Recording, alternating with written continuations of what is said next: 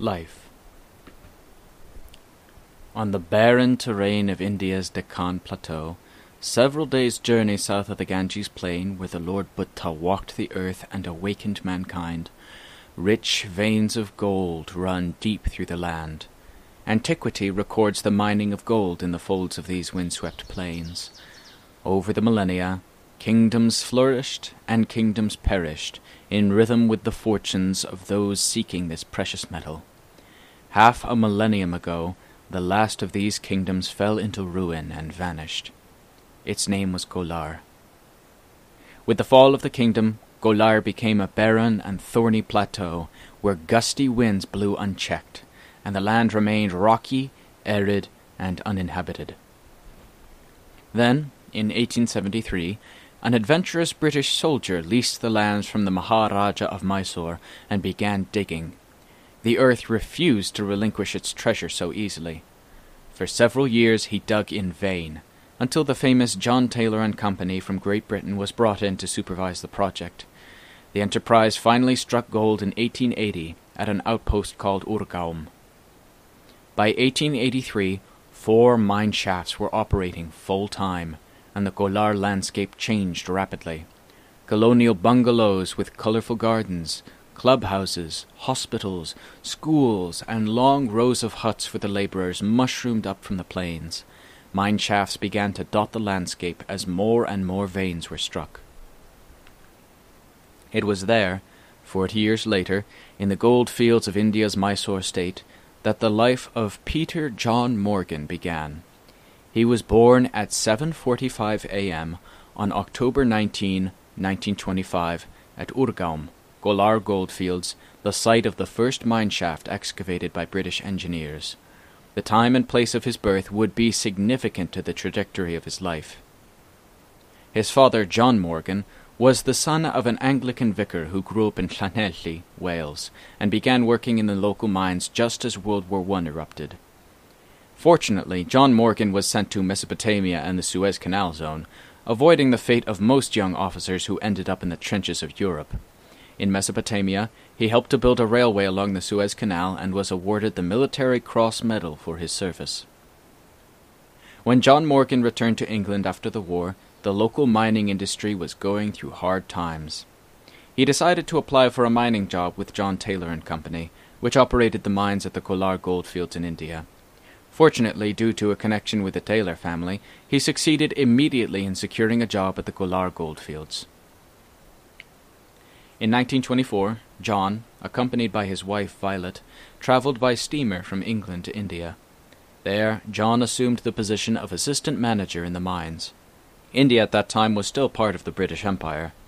The couple took up residence in the British mining community at Kolar Goldfields, which was well known for its colonial ambience, where rows of well-appointed, majestic bungalows were flanked by manicured lawns and big shady trees. Electricity was still a novelty in India in those days, but Kolar Goldfields was one of the first places in the country to enjoy its benefits. A hydroelectric dam built by the British provided electricity for the mining, milling, and stamping operations of the goldfields. With electricity for the bungalows as well, British employees enjoyed luxuries such as ceiling fans and electric lights. Before long, a large, flourishing town sprang up in a once desolate wasteland, complete with most of the conveniences and institutions of European life. As a result, Kolar Goldfields became known to the British as Little England. Peter grew up in the mining community's multicultural milieu, a mingling of Europeans, Anglo-Indians, and indigenous labourers drawn from the neighbouring Tamil and Telugu regions. Every family of means employed a retinue of domestic helpers. It was a small town, and everyone knew everyone else. The different classes all mingled freely. His mother, a simple, good-natured woman, took pleasure in kindness and generosity. Nannies, housemaids, gardeners, sweepers, and tea-boys were all treated as part of the family. Peter's earliest memories were of the repetitive sounds and movements of the mining operations, the siren whose whistle regimented the lives of the labourers, the giant hoists with thick black cables that lowered men into the belly of the earth and lifted out cages filled with ore, the echo of ore-laden trolleys rattling along cavernous underground passages crisscrossing between the shafts, the rumble of rock bursting deep underground that rattled windows and cracked walls, and miners streaming out of the shafts at day's end, dark and sooty with the underground dust, talking in loud voices about mundane everyday matters. Occasionally Peter accompanied his father to the mine shaft and watched as the electric motor unwound gigantic reels of cable that lowered the elevator car into the mine shaft. He watched with awe and alarm as his father's head slowly disappeared below ground. He gazed at the cable, unwinding long after his father was out of sight, and waited until the elevator car reappeared. Peter's father had a knack for crafting things with his hands, and he often improvised playthings for his son. He began with simple toys like spinning tops, wind-blown kites, and rolling wheels, and eventually went on to devise complex mechanical toys with moving parts, such as a fire truck or a steam engine. Occasionally, he also bought Peter cast-iron mechanical toys. It soon came to be that if it moved, Peter was fascinated. He enjoyed watching his father while he made the toys and soon learned how they were put together. His father explained what he was doing in simple language, and Peter began to understand the principles behind their mobility. Before long, he was able to repair a broken toy by himself, turning to his father for help only as a last resort. Of all the toys, a little red racing car that his Aunt Nana brought from England most fully captured his imagination. It was a toy unlike any he had seen before. It was sleek, handsomely built, and sped across the floor seemingly of its own accord. A key wound up the mechanism that powered the front wheels. True to its name, the car raced across the floor when fully wound. Clockwork toys had become popular in England in the mid-1920s. A simple one like Peter's car offered an excellent tutorial in miniaturized mechanical engineering. But because the mechanism in the little red race car was fully encased under the bonnet, Peter did not understand at first how it worked. He was far too captivated by its fast acceleration and careening trajectory to pay much attention to the mechanics. However, after the racer had ricocheted into the wall once too often, damaging the delicate wind-up mechanism, the time came for him to look under the hood. Peter's gaze followed intently while his father disassembled the toy, recoiled the mainspring, and patiently explained how the mechanism worked to create movement. Peter learned how the winding of the key added energy to the system, tightening the metal spring, storing the energy until it was released by a set of gears to power the wheels across the floor. He learned that it was hard to squeeze sturdy metal into such a small space, and that was why the spring stored energy so effectively. The harder one worked to compress the spring, the more energy it held. But Peter needed no reminder of that power's limitations. If he got more than a minute's entertainment for 30 seconds of winding, he was doing well. Peter's enjoyment of these mechanical toys, and his fascination with how they functioned, unleashed a natural disposition for logic and the power of rational thinking. This ability to think logically and to arrive at reasoned conclusions became a refuge for young Peter as he struggled to cope with the changing circumstances and allegiances of life. After a somewhat sheltered and uneventful existence at the Golar goldfields, he was unexpectedly yanked out of British India and the enclave of Little England to be deposited on the other side of the world in England proper. In 1932, after much deliberation, Peter's parents decided to send him to England to receive a full and proper education. 7-year-old Peter filled a small trunk with his personal belongings and travelled by train to Bombay, where he and his family boarded a large mail steamer. The steamer sailed straight across the Arabian Sea and into the Red Sea by way of the Gulf of Aden. Peter had never sailed on a steamship before, and the journey became an indelible part of his childhood memories. He was captivated by the ship's movement, the bow ploughing through the swelling waves and the stern churning out its wake. He wanted to learn its secret, and also allay the tedium of gazing out into an endless expanse of sea in every direction. He tried to work out the answers, but when he had little success, he turned to his father for inspiration. With his customary calm and patience, his father explained the basics of how the steam engine worked. Using boiling water as a starting point, he showed how mechanical motion was produced by the steam it created. He explained the workings of the two basic components of a steam engine, the boiler to generate steam, and the motor to drive the crankshaft that propelled the ship. Although his father would have expounded on about cylinders and piston strokes, Peter was content with rudimentary knowledge for the time being. Without a mechanical model to view, he found it impossible to imagine the whole process. But he was not discouraged. He thought he might even build a steamship of his own one day. Before long, his fascination with the ship's movements ceded to the wonders of the sights around him. In the Red Sea, flanked by the coastlines of Africa on one side and of Asia on the other, the ship bore north, revealing vistas of the landmasses that awed and delighted him. He was never to forget the vast arid landscapes bordering the Red Sea, nor the strong winds and blinding dust storms that forced them to retreat below deck several times during the passage. Proceeding through the Suez Canal, his father pointed out, with lingering pride, the railway that he helped build during the war. When the Egyptian coast receded from view and the ship emerged from the Suez Canal, they entered the calm blue waters of the Mediterranean. Peter thrilled with a child's excitement at seeing the island of Malta as they slipped by. They then pushed through the Straits of Gibraltar, skirted north around the southern coast of Portugal, and finally steamed out into the swollen grey seas of the Atlantic. 3 weeks after setting sail from Bombay, the ship finally arrived in England, and Peter and his family docked at the port of Southampton. An overland journey now lay ahead for the Morgan family. Their first destination was the Welsh city of Swansea, 150 miles to the northwest. Peter's paternal grandfather was an Anglican clergyman, the dean of St. David's Cathedral. This parish church, located in the upper Swansea Valley, was to be their first stop. Reverend David Watkin Morgan, clerk, Bachelor of Arts, and Dean of St. David's, had been appointed perpetual curate of the neighbouring parish at Llangyfylach when he was 26. Llangyfylach was a large and ancient parish that ministered to many neighbouring towns in the Swansea Valley. Reverend Morgan's vision was to build a new place of worship in the neighbouring township.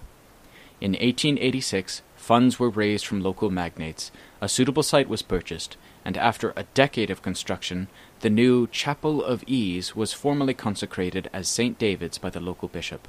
At 72, with a long and distinguished service to his name, he was duly appointed dean of the cathedral that he had envisioned in his youth. Peter and his family moved into the vicarage house adjoining the church. St. David's Cathedral was a massive stone edifice, and Peter was awed by its size and appearance. Built in the early English style with a towering belfry, the cathedral featured a nave that could accommodate 600 worshippers, an exterior wall of grey pennant stone, a green slate roof, and a broad stone porch, opening onto the arched entrance to the main chapel. Inside, a soaring arch 26 feet high divided the nave from the chancel. The barrel-shaped roof of the chancel was supported by timbers of pitch pine, with carved designs in the intersecting beams. The sweet timbred pipe organ was the pride of the congregation. Sunday lessons were held in a spacious schoolroom, known as the crypt, on the floor beneath the nave. Grandfather Morgan was fond of reminding his congregation that the church should be seen as a school, not as a sewing circle. To his bewilderment, Peter soon discovered that Grandfather Morgan was his grandfather only in name. He learned that his father was born John Davies, not John Morgan, that he was the son of John Davies and Elizabeth Morgan, sister of Grandfather Morgan, and that his birthplace was Australia, not Wales. Elizabeth Morgan had emigrated to Australia in the early 1890s, married John Davies, and settled in northern Queensland, where they raised a large family. At the time of a long visit to the Davies, Reverend Morgan and his wife were childless, a matter that gave them some concern. Quite magnanimously, John Davies offered them 2 of his own children, saying that he had too many as it was, and could spare a few. Thus it came to be that Peter's father, John, who was then 4 years old, and his sister, Meuna, aged 2, left for England with the Reverend and his wife, and never saw their real parents again. At the vicarage in Wales, their surnames were changed to Morgan. Not long after their arrival at Grandfather Morgan's, Peter and his family were on the move again. The plan was to leave Peter at his mother's home with his maternal grandparents, who were to assume responsibility for his education. William John Rees, Peter's maternal grandfather, brought them to the Rees family estate at Bryn, a large farm known as Gelly House, in the Carmarthenshire countryside east of Llanelli. Although the Rees family holdings had once straddled 3 Welsh counties, the family farm still remained large and spacious, with rock breaks and thickly wooded areas dissecting the landscape. Gelly House became Peter's new home. His parents returned to India, and he began attending Park House boarding school in Swansea on weekdays, returning to Gelly House for weekends. Gelly was a fairly large Victorian-style house made of brick with a slate roof, with a large porch and garden in the front, and a large walled garden in the back. The main traffic in and out of the house took place through the side door, the front entrance being used only by visitors and on special occasions. Peter was given a room to himself on the upstairs floor. Peter found the change both exciting and frightening. Everything was new and challenging, with so many unknowns. He also felt removed, being so far from home, and somewhat confused by the rush of events. So many novel sensations in such a short time. His parents' departure had left him with a sinking feeling of abandonment. He understood their reasons for dropping him off in Wales, but the disadvantages felt immense, and the apparent benefits appeared hollow. His life had suddenly been turned upside down. His world was no longer familiar to him. With little to anchor him, Peter took refuge in his mind's ability to think logically and to form reasoned conclusions. In the end, he accepted his lot and learned to live with the pain, making the best of his new circumstances. Grandfather Rhys considered himself a master in the laws of reason and rational discourse. Remarkably intelligent and with diverse talents, he could do anything he set his mind to, and do it well. In this he took considerable pride. Something of a prodigy, he left school in 1882, at age 17, to manage his father's collieries at Meiserdhaven, which were located just north of the farm and were part of the Gelly estate. An engineer by temperament and profession, he had designed and built the Rhys farmhouse himself. He also ran the Glanmore foundry, where pig iron was cast into various implements, or passed on to the rolling mill for conversion into wrought iron. He was also an excellent painter and writer, and a successful barrister who skillfully represented clients in court. Due to his rational inclinations, Grandfather Rhys took a hard-eyed look at almost everything, and found it difficult to summon much sympathy towards unscientific attitudes. He expected the same rationality in his grandson. He scrutinized Peter's education and recreation in the cold light of objective purpose. He regarded idleness as waste, and expected good results to issue from a reasoned application of the mind. After years of managing his companies, Grandfather Rhys was stolidly set in a business-like manner. He always gave Peter the impression of being a very busy man engaged in something of great importance. He appeared to perform his actions with a sense of his own worth, and had a tendency to demand of others what he himself could not live up to. Peter settled uneasily at first into his new life and the routine of boarding school on weekdays and the farmhouse on weekends. He was unaccustomed to strict discipline and shied away from it. But after an initial period of close supervision, he was mostly left to his own devices. Being in their late 60s and unused to having children about, his grandparents were not forthcoming with their time and affection. His grandfather was always busy, and his grandmother was often away, or preoccupied with her own affairs. Neither showed much sense of humor. Grandfather Rhys also proved to have limited patience. He had constructed a beautiful workshop next to the farmhouse, which naturally caught Peter's fancy. It was stocked with an array of instruments and tools. Although he wasn't a mischievous boy, he could not resist having a go at them. He always found an excuse to enter and poke around. When Grandfather Rhys discovered his whereabouts, he barked out his displeasure with mild anger, scolding Peter for messing up the place, then chasing him out the door. Peter found his grandmother to be a bit eccentric. He rarely saw her, as she usually appeared only at tea time. She made a hobby of being ill. She was either off in London convalescing at a nursing home, or being nursed at the farmhouse by a staff of servants. With a shy manner and a gentle voice, she was a kind person, but she knew nothing about children. Peter often played with the servants, finding them congenial and down-to-earth companions. He felt more comfortable in the kitchen than in the dining room, and often took his toys there to play when the weather did not permit playing in the garden. His grandmother did not object. She realized that boys were bound to be untidy, and she preferred a mess in the kitchen to disorder elsewhere in the house. Her attempts at affection were awkward. Feeling shy, Peter often received her demonstrations with a solemn face. Grandfather Rhys dutifully sent Peter off to the boarding school every Monday morning. Nevertheless, he was skeptical of the education Peter received. Suspicious of rote learning and believing firmly in learning by doing, he was determined to provide Peter with a technical and mechanical education at an early age. As part of this strategy, and as a means of keeping him constructively engaged, he bought Peter a Meccano set. Meccano was the brand of a popular model construction set designed on the principles of mechanical engineering. More than a mere plaything, it was designed to teach children how to build mechanical models and animate them with basic levers and gears. With his Meccano set, Peter could now design and build his own machinery and mechanical devices. The Meccano set came with instructions for building a variety of models: a sports car, a cargo ship, a double-decker bus, a dump truck, and a motorcycle. It gave him the components and the technology: perforated metal strips, plates and girders, tiny nuts and bolts, and wheels, pulleys, gears, and axles to make the models move. The only tools he needed were a tiny screwdriver and a few small wrenches, and the only limits to the models he could create were limits imposed by his imagination and ingenuity. As Britain entered the age of aviation, and Peter's imagination soared with the idea of flying, he became preoccupied with model airplanes. He sensed, with a child's intuition, that steamers would soon give way to air travel. At first, Peter took the model airplanes apart and reassembled them to see how all the parts fit together. To learn the basics of powered flight, he started experimenting with ready-made lightweight models that used a wound-up rubber band as their means of locomotion. Eventually, he began to build his own models from special kits, which included a clockwork mechanism to rotate the propeller in flight. Meccano also made a series of specialty kits that included components for airplane construction, with interchangeable parts for making realistic models of various types of aircraft. These kits included an instruction manual for building the airplane, and detailed instructions involving the mechanical principles required for maintaining an aircraft in flight. Working with these kits, Peter was able to fit the fuselage of each model with a clockwork motor, which rotated the propeller and drove the landing wheels at the same time. His collection of model airplanes steadily grew, many of them being quite sophisticated. With practice and fine-tuning, he achieved smooth, powerful, long-distance flights.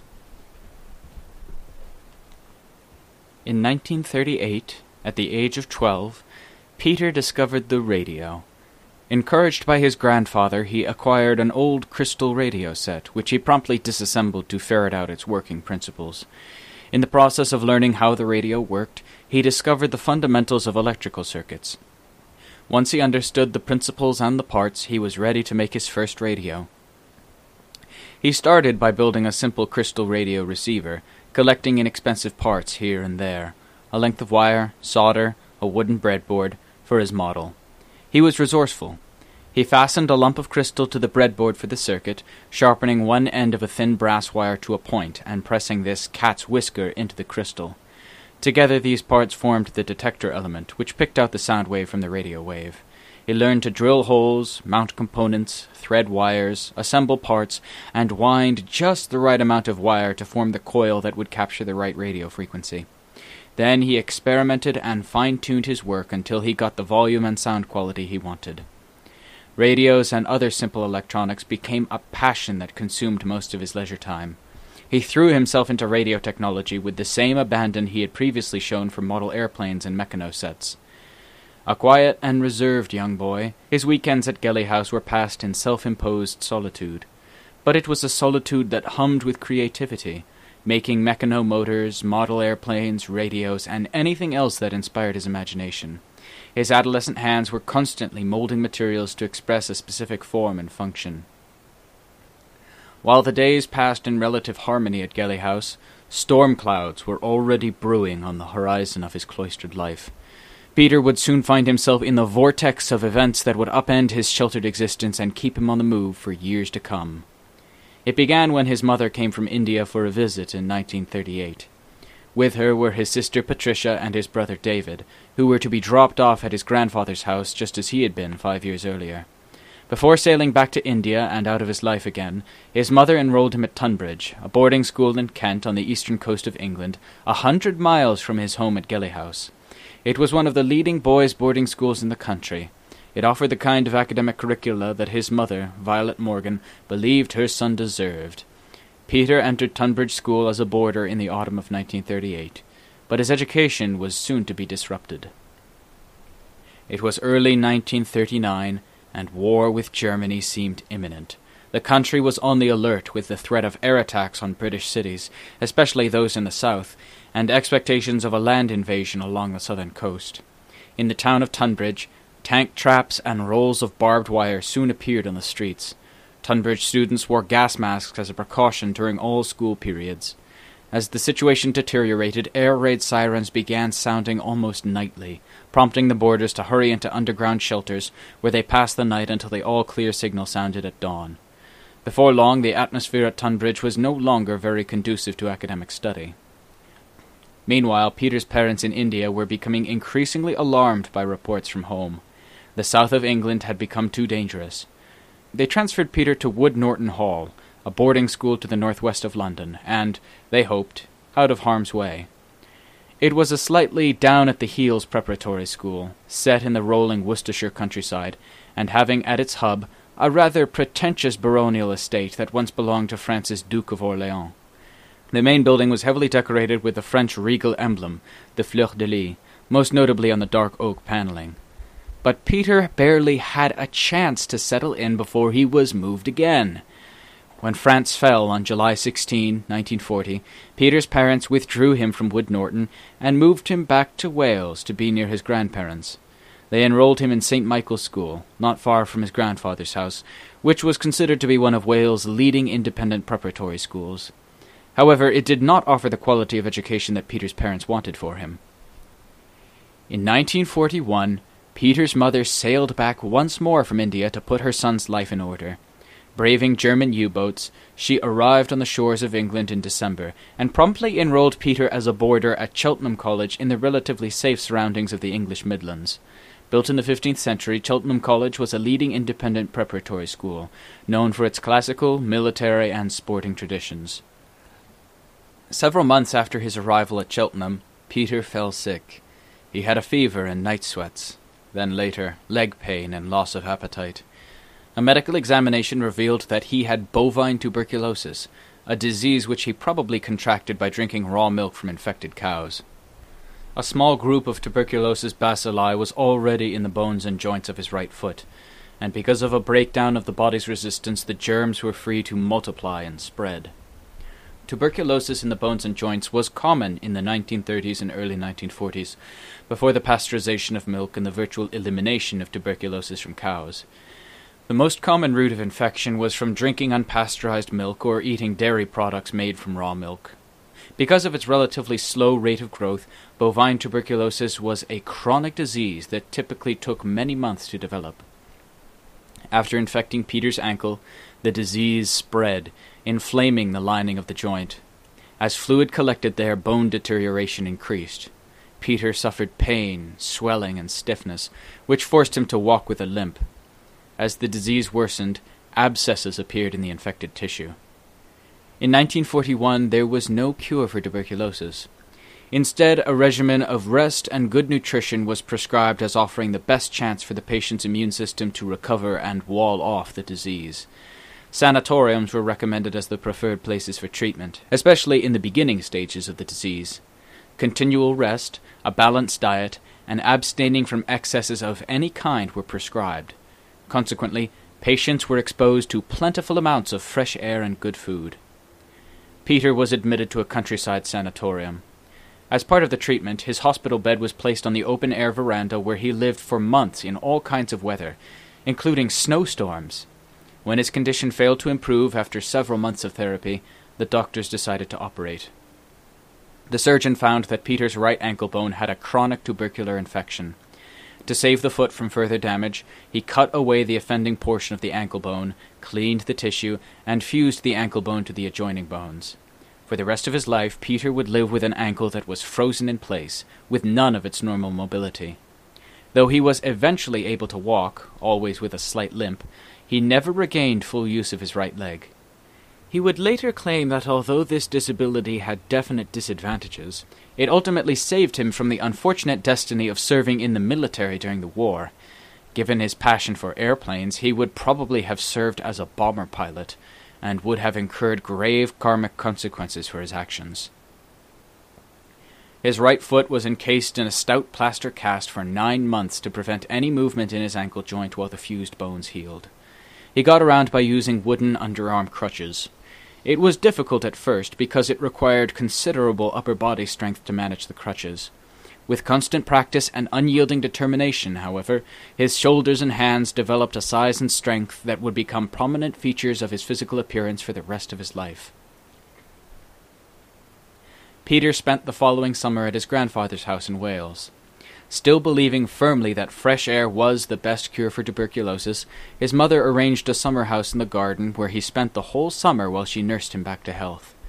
He was often seen sitting in a chair on the veranda with his mother at his side.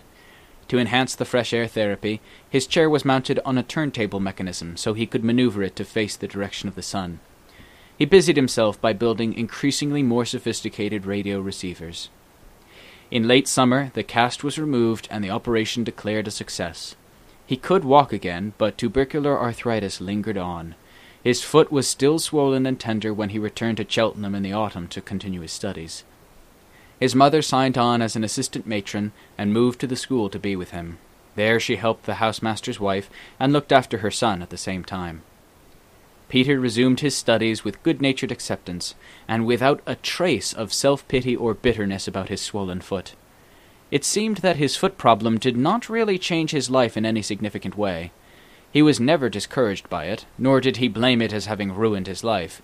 He was by nature not very outgoing or social anyway, so he remained his rather taciturn and reserved self. He also never had much time or inclination for sports and competitive games.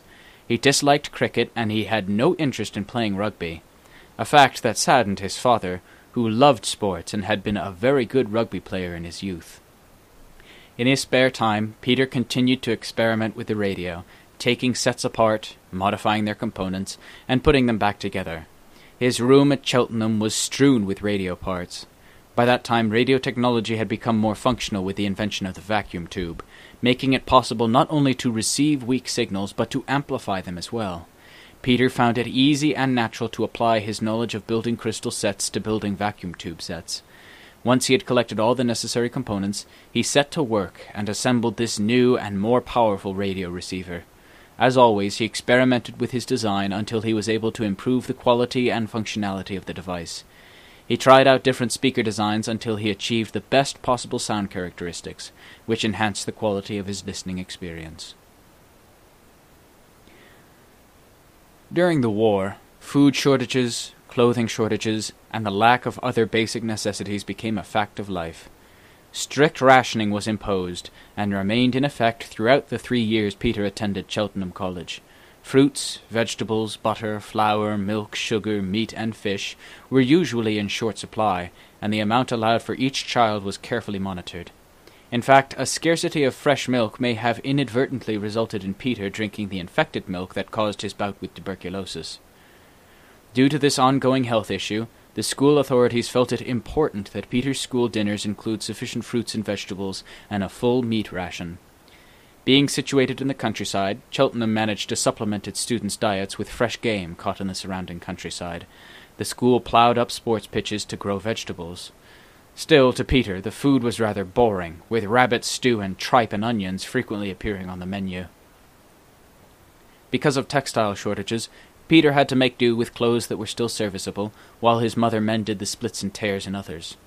In the classrooms, a shortage of basic equipment meant that students could not perform experiments of their own. Rather, the instructor had to perform the experiments for the whole class. However, the hardships had a positive benefit as well. They instilled in Peter an appreciation for ingenuity, moderation, and resourcefulness that would remain with him for the rest of his life.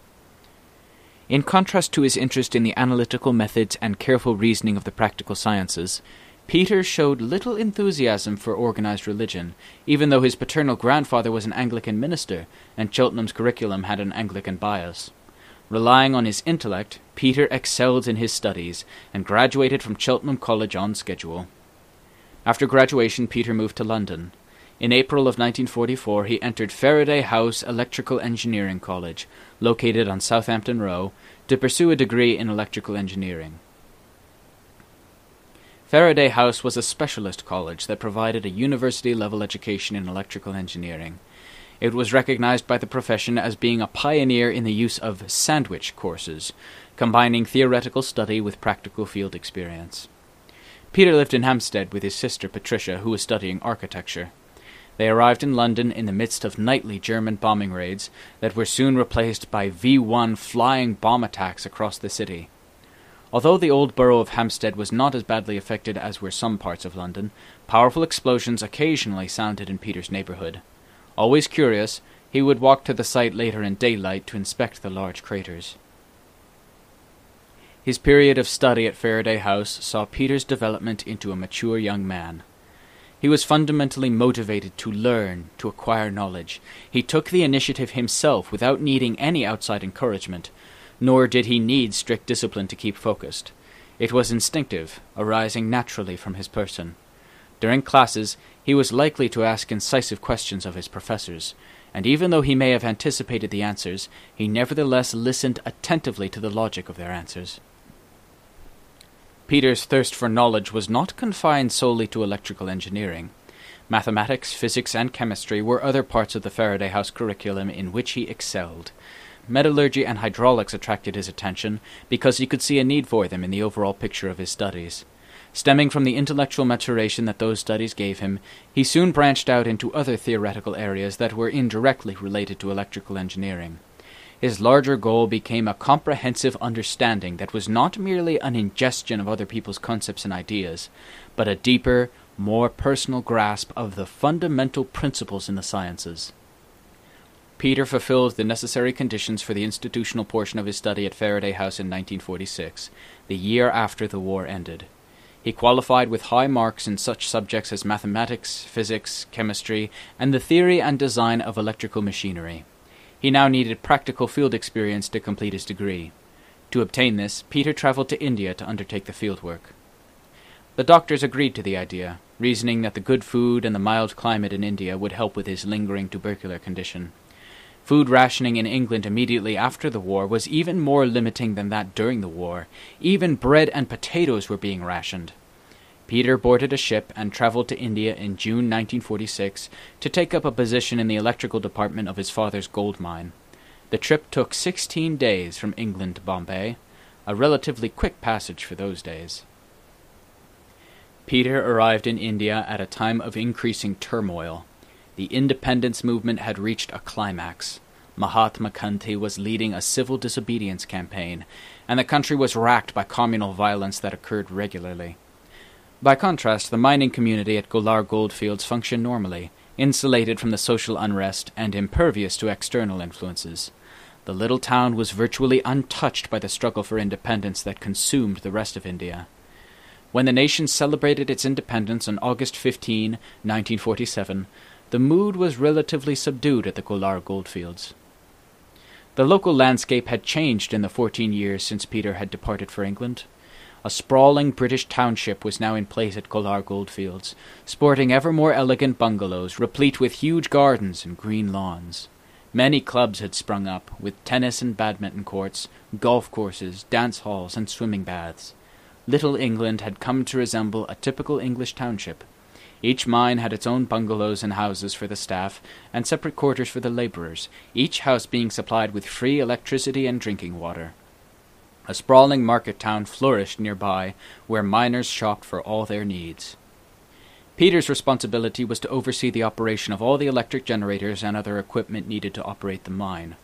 Reaching a depth of nearly 9,000 feet, it was one of the deepest underground mines in the world. The sheer depth placed enormous stress on the electric motors operating the hoists that lowered and raised the giant cages in the subterranean mine shafts. The lives of the miners were dependent on those machines, as was the extraction of gold ore.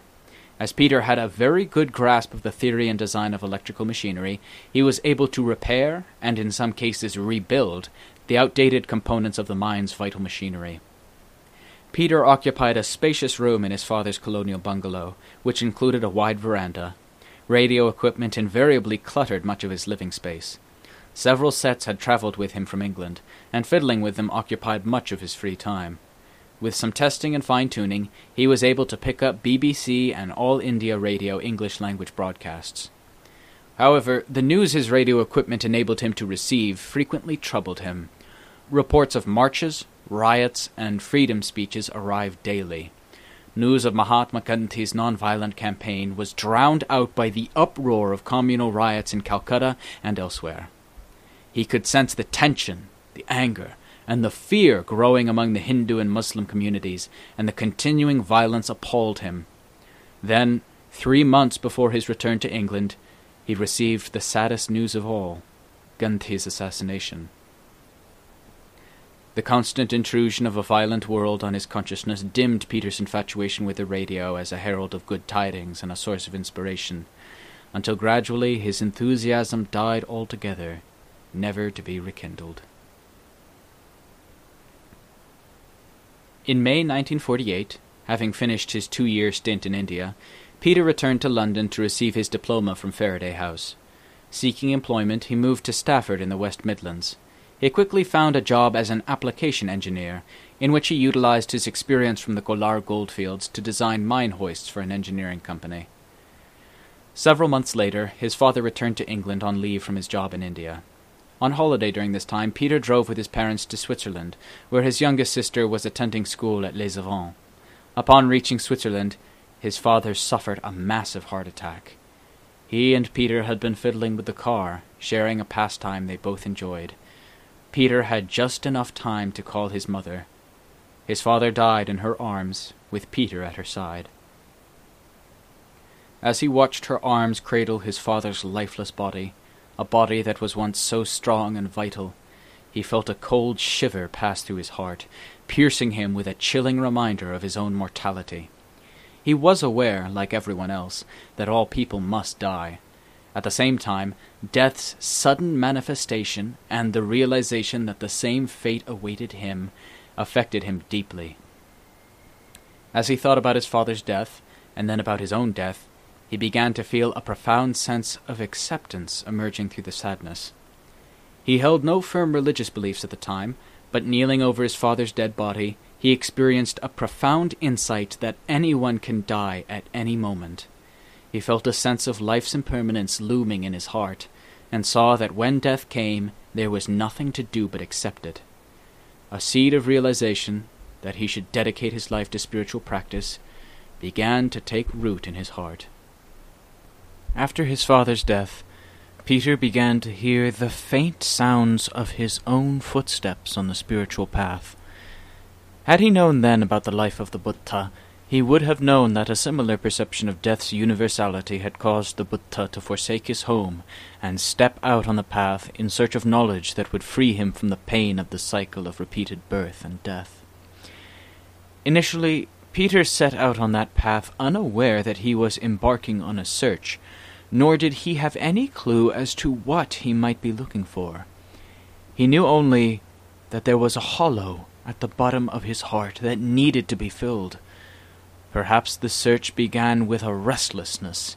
He sensed that the path leading to the root cause of that deep restlessness was also the path that would lead him to freedom from pain and sorrow.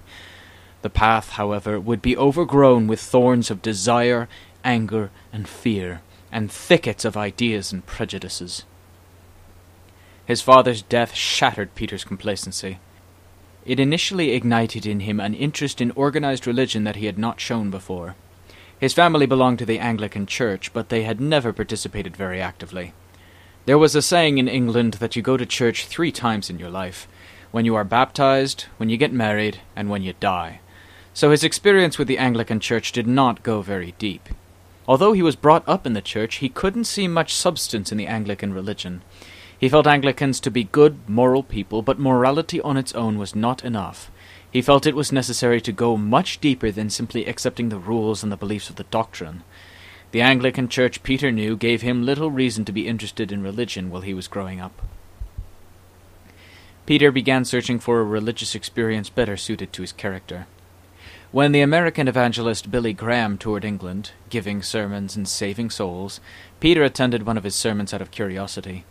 He came away from the large London gathering feeling disappointed and with a sense of unfulfilled promises. When he returned to his job in Stafford, he began taking the sacraments from a Catholic priest and inquired into the principles of the Catholic doctrine.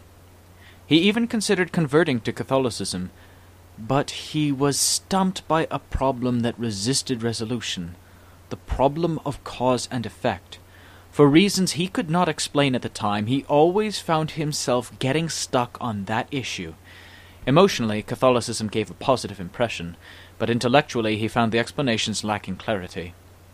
When reading stories about the saints, Peter learned that one of the big hurdles they encountered was doubt. Doubt arose from meditative experiences which could not be reconciled with the doctrine espoused in the Bible and other Christian texts. These saints had a clear sense of their own personal religious experiences, but those experiences simply did not fit with the beliefs of the Church. That inconsistency did not necessarily render Christian beliefs invalid, but it exposed contradiction within the Christian doctrine. In the end, Peter became dissatisfied with traditional Christian thought. After his experiments with Catholicism, Peter decided to think things through for himself. Determined not to be influenced by preconceived notions, he swept away the established laws of good and evil from his Christian background, with the intention of discovering for himself the precepts of life. Were such precepts necessary at all? That was one of the things he wanted to find out. Clearly, much of conventional truth appeared valid only because it had been handed down as gospel. As part of his daily routine, Peter rode his bike through the streets of Stafford to work each day. On the return leg at the end of the day, he walked his bike back. This walk was his time for inner reflection. One of the questions he contemplated was about causation and agency.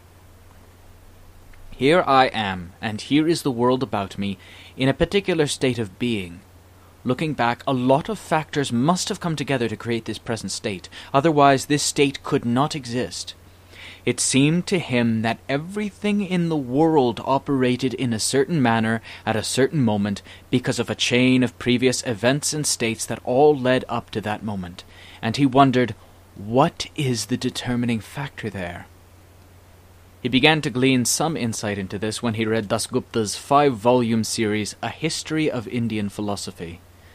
Although he never finished the series, in it he discovered the philosophical idea that all sensations are internal, that the majority of people believe only in what their senses perceive, and they accept anything that their senses convey as unquestionably real. They fail to understand that their senses at best are imperfect instruments, and that the mind constantly interprets what the senses are reporting. This was immediately a revelation for Peter, and it struck home right away. He thought, "Oh, that's true. Why didn't I see it before?" The notion that the senses and their objects are essentially an internal, mental experience would become a constant source of inspiration for him when he later began contemplating the nature of body and mind, the relationship between the external world and internal phenomena. After this discovery, Peter stopped reading Dasgupta's History of Indian Philosophy. Having absorbed a fair amount of Indian philosophy already, he began to suspect that much of it actually derived from Buddhist thought. So the obvious next step was to go straight to the source, to Buddhism, and study it directly. Peter had come across many references to the Buddha and his teachings in his readings during that time, but he did not know much about either. Then a friend lent him a book on Buddhism.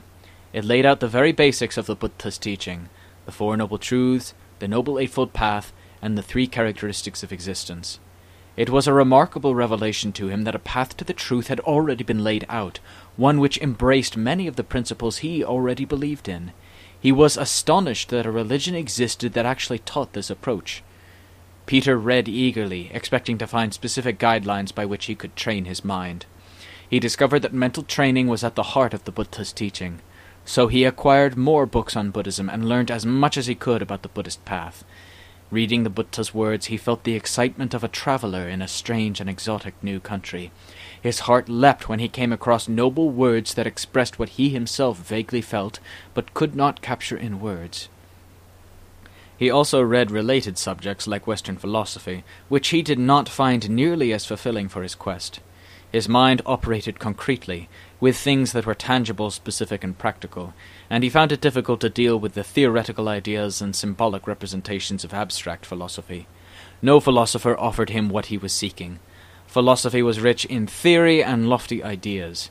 Among his acquaintances, Peter found many people who were mesmerized by the subtlety and sophistication of scientific and philosophic ideas.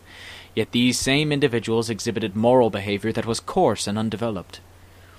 Peter began to notice these shortcomings more and more in the workplace. He noticed how inefficient the company was because people were thinking of themselves far more than their jobs. The top priority of many employees was to get ahead, to climb continually up the ladder of success.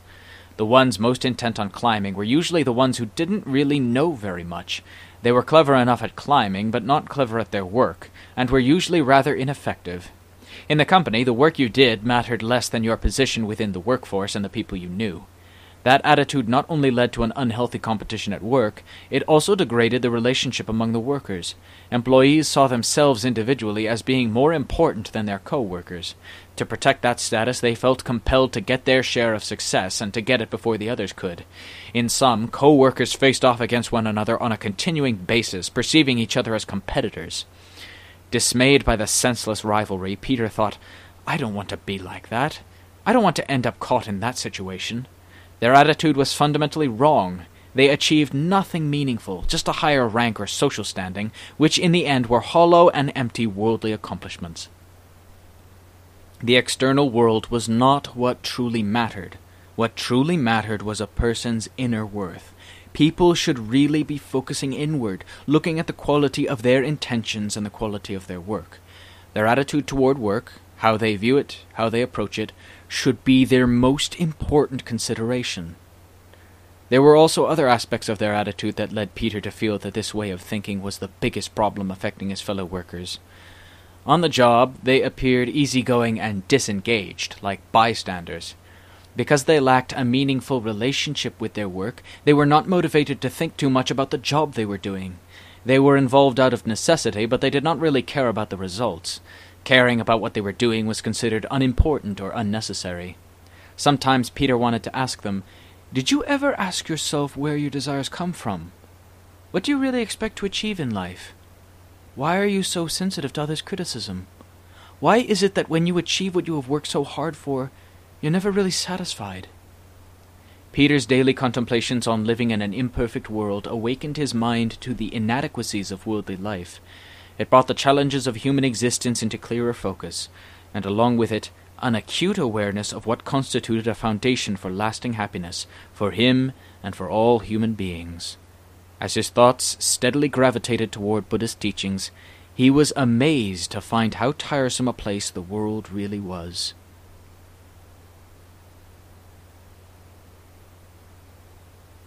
Searching for a deeper commitment to a life of Buddhist practice, Peter decided to move to London in 1953.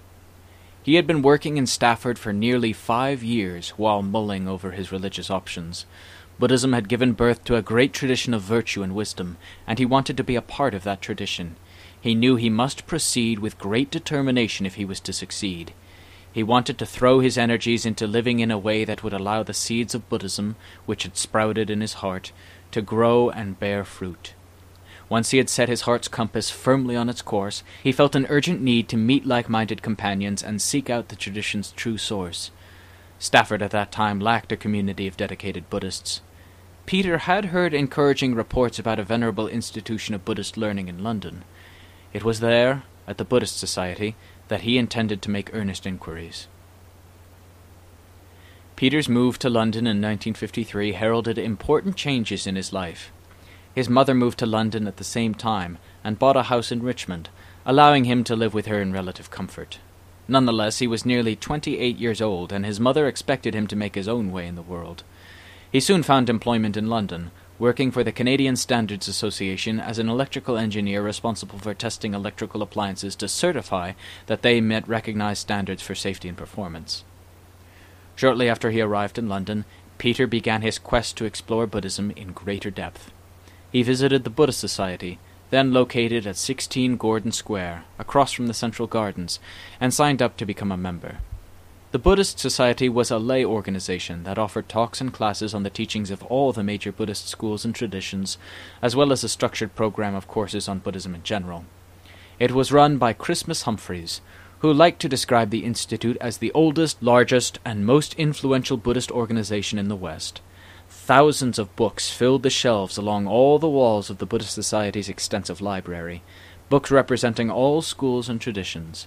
It was rare at that time to find so many books on Buddhism, including the Bali Canon. The prospect of reading them added to Peter's enthusiasm and excitement. From its inception, the Buddhist Society had been open, in principle, to all Buddhist traditions and their respective schools. In practice, most of Christmas Humphreys' public lectures were focused on the Zen school of Buddhism. Peter attended those lectures whenever he had the chance, and was intrigued by what he heard. On the suggestion of Christmas Humphreys, Peter started reading the literature on Zen. Intellectually, he found Zen very attractive, energetic, and inspiring. But when he turned his attention to practicing those teachings, the attraction faded. To him, the way of Zen, as described in the books, lacked structure. It was not well set out in a graduated manner, beginning with the preliminary practices and graduating to the more advanced ones. The teachings of Zen established themselves somewhere at the high end of the path and focused towards the summit. He felt that such a lofty approach to practice could easily lead to damaging doubt and confusion. Peter studied the social and religious backgrounds from which Zen had developed. First in China, then in Japan, Zen had really sprouted and taken root in environments where religion was deeply ingrained in people's character. People already held strong beliefs in the supernatural, in the power of the non-physical world around them, and Zen helped them to put this into perspective and make sense of it. In the Western world, the mythic language of those earlier traditions had been abandoned in favor of a language based on sensory experience and scientific concepts. Because of that, students in England approached Zen with a mind full of modern ideas that did not resonate well with the original teachings. The tendency in modern Zen circles was to embrace the teachings with a wayward spirit, and to practice them for the wrong aims. Because a step-by-step teaching was not available to guide the Zen students, Peter sensed that very few had really gained reliable results from their practice.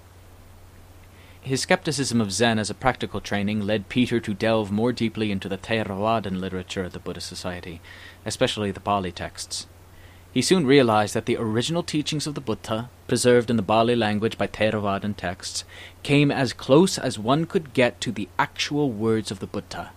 The Buddha often expounded the practice as a gradual training that unfolded in stages, from the first step on the path to the final goal. The Buddha's message was said to be good in the beginning, good in the middle, and good in the end. That is to say, good at the stage of moral discipline, good at the stage of meditative concentration, and good at the stage of penetrative wisdom. The way of Theravada was, therefore, more structured than Zen, because the practice started with the basics and slowly worked up along a gradual progression. That approach appealed to Peter's sense of methodology, causing him to experience a strong and immediate connection as he read through the suttas one by one. He had found a path of practice that addressed both cause and effect, a proper foundation leading to proper results. Firstly, undertake the rules of discipline to bring one's behavior into harmony with the world at large and establish an inner environment that is conducive to meditative concentration.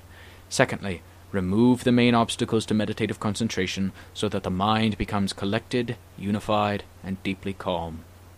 Finally, with concentration as the basis, investigate to develop insight, leading to wisdom and attainment of the final goal.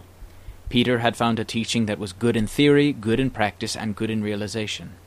Peter believed he should make an effort to apply the principles of the Buddha's teaching to his everyday life. To accomplish this, Peter devoted himself wholeheartedly to every task he was required to perform. In his job at Canadian Standards, Peter felt that his duty as a Buddhist was to serve the task rather than the employer, that for a Buddhist, the doing should matter more than the reward, that openness, humility, and freedom came from serving in a selfless way. Even while he was employed at Canadian Standards, Peter knew that he would not be working as an electrical engineer all his life. That was his chosen profession, but he had a keen awareness that he was doing it only temporarily. He did not know what he would be doing later on, but he knew it would not be that.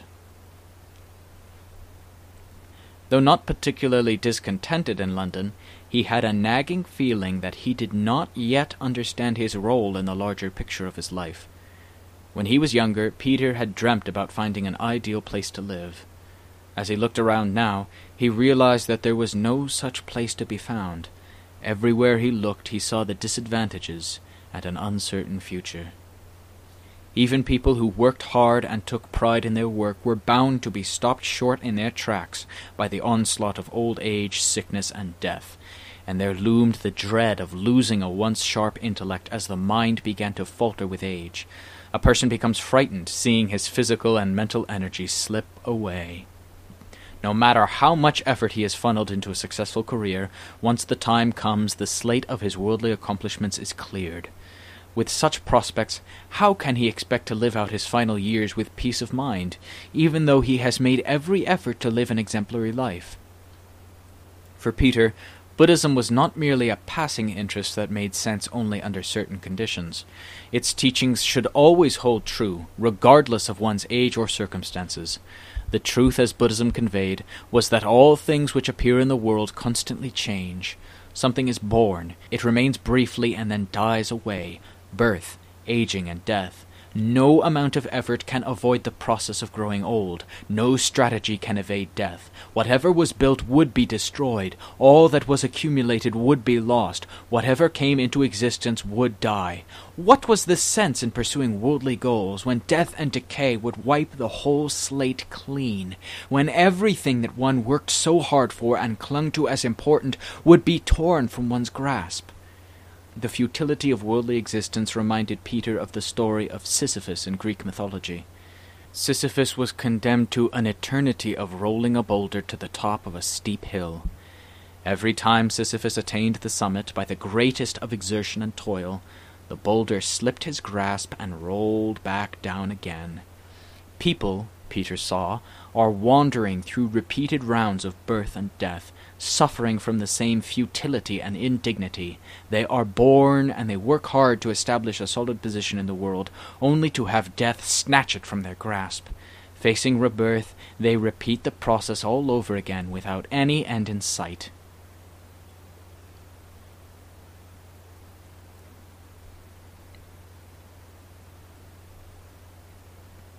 Born with an active and logical mind, Peter instinctively questioned everything in the light of Buddhist principles.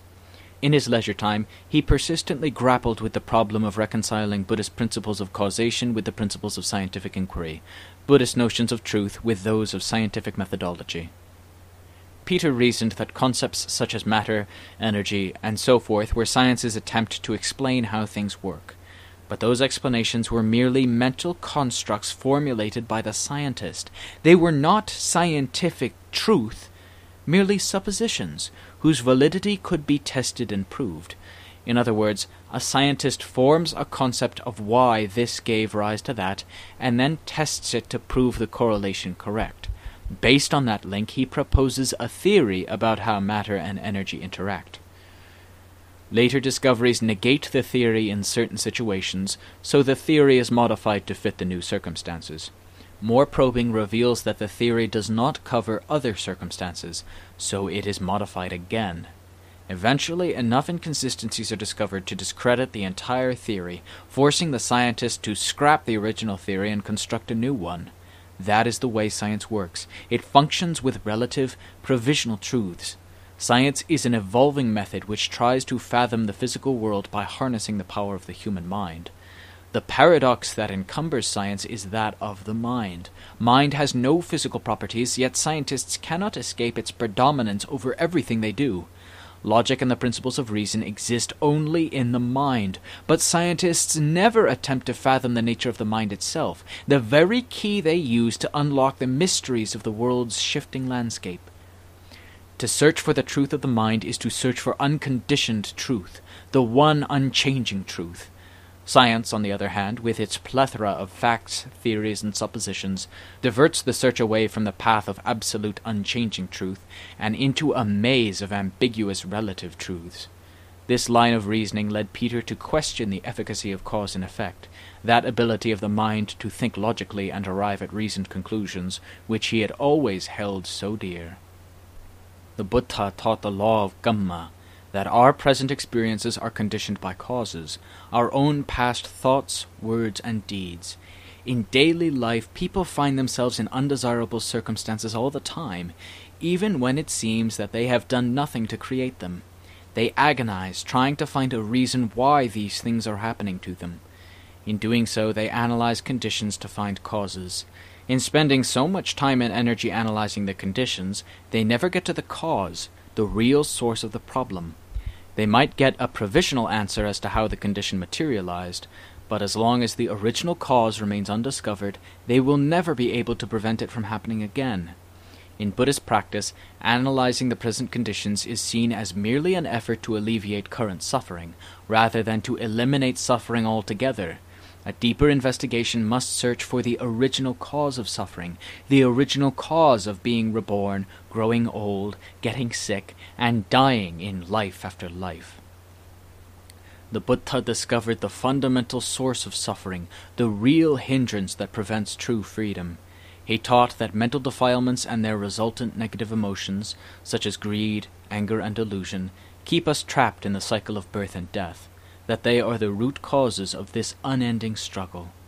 Negative emotions lead to negative actions, and negative actions lead to negative kamma, and negative kamma results in karmic consequences. Although Peter still could not fit all the pieces together, the truth to be found at the heart of the Buddha's teaching gradually began to take shape in his mind. He knew that the missing pieces did not lie in the realm of science.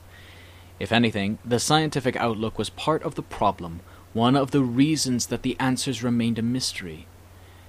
Looking around him, Peter could see the hand of rational scientific thought at work in the ongoing social and spiritual confusion affecting post-war Britain.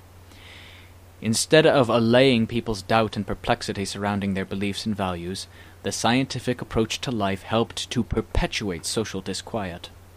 Post-war Britain was entering a period of increasing affluence and freedom, where many of the old social and cultural structures were being challenged and slowly eroded away. The commercialization of society coincided with a steady increase in material wealth. Consumption had become less connected with utilitarian needs and more with status and comfort. For many people, their lifestyle choices and consumption patterns began to underpin their personal identity. The car, the outings, the shopping sprees, the visits to the local pub several times a week, the annual holiday to the same hotel in the south, those were the pleasures they lived for, that defined them. Peter remembered society being much more restrained when he was young. People back then had a much better sense of morality, of the difference between right and wrong. For instance, they regarded telling lies as being sinful. He felt that now people had only a vague idea of what morality meant, and that fewer and fewer of them cared about moral issues, a clear indication to Peter that British society was heading in the wrong direction. Although a general feeling of optimism prevailed in post-war British society, it masked a foreboding sense of uncertainty. New liberties had been gained at the cost of greater social fragmentation and weakened religious underpinnings. Consequently, a thick vein of anxiety ran deep beneath the surface of post-war British society. To Peter, British society became an illustration of all the values that led people away from the truth, made it hard to aspire and live for the truth, and in fact discouraged people from even believing that the truth existed. As a result, Peter felt set apart from the ordinary society around him in his search for truth. He felt that he was confronted with a problem which others knew nothing about. He began to believe that the only meaningful life was a life that strove for individual realization of the truth. Nothing in the world around him supported that choice, and the entire society in which he lived seemed to negate every idea of sacredness or deeper meaning. He realized that in order to truly embark on a search for the truth, he would have to leave behind all worldly involvement and the social and cultural ties that entangled him. An aching gap opened in Peter's heart between his mundane predicament and the truth he aspired to attain. He felt that he could not continue to delay a decision on his future indefinitely. Otherwise, his life would pass by, and he would have lost the opportunity to do something about it. He now had the opportunity, and he had the strength to do it, and above all, he had the Buddha's teaching to guide him. Sitting in the quiet of the Buddhist Society's library evening after evening, Peter read a great deal of the Pali Canon, and even some of the commentaries. But sometimes his choice of reading material was more random, less organized. The books filling the library shelves covered a diverse range of Buddhist literature, and he tended to read whatever struck his fancy. Although the aim of the teachings was the same, the paths recommended to reach that goal varied. In the end, he began to feel a sense of incoherency about what he had imbibed in his readings. He began to feel unsettled inside. He was still stuck with that same predicament, how to decide on the correct path of practice. The mental confusion he suffered begged for a good teacher to straighten it out. By early 1955, Peter had settled on a course of action. He prepared to devote his whole life to the practice.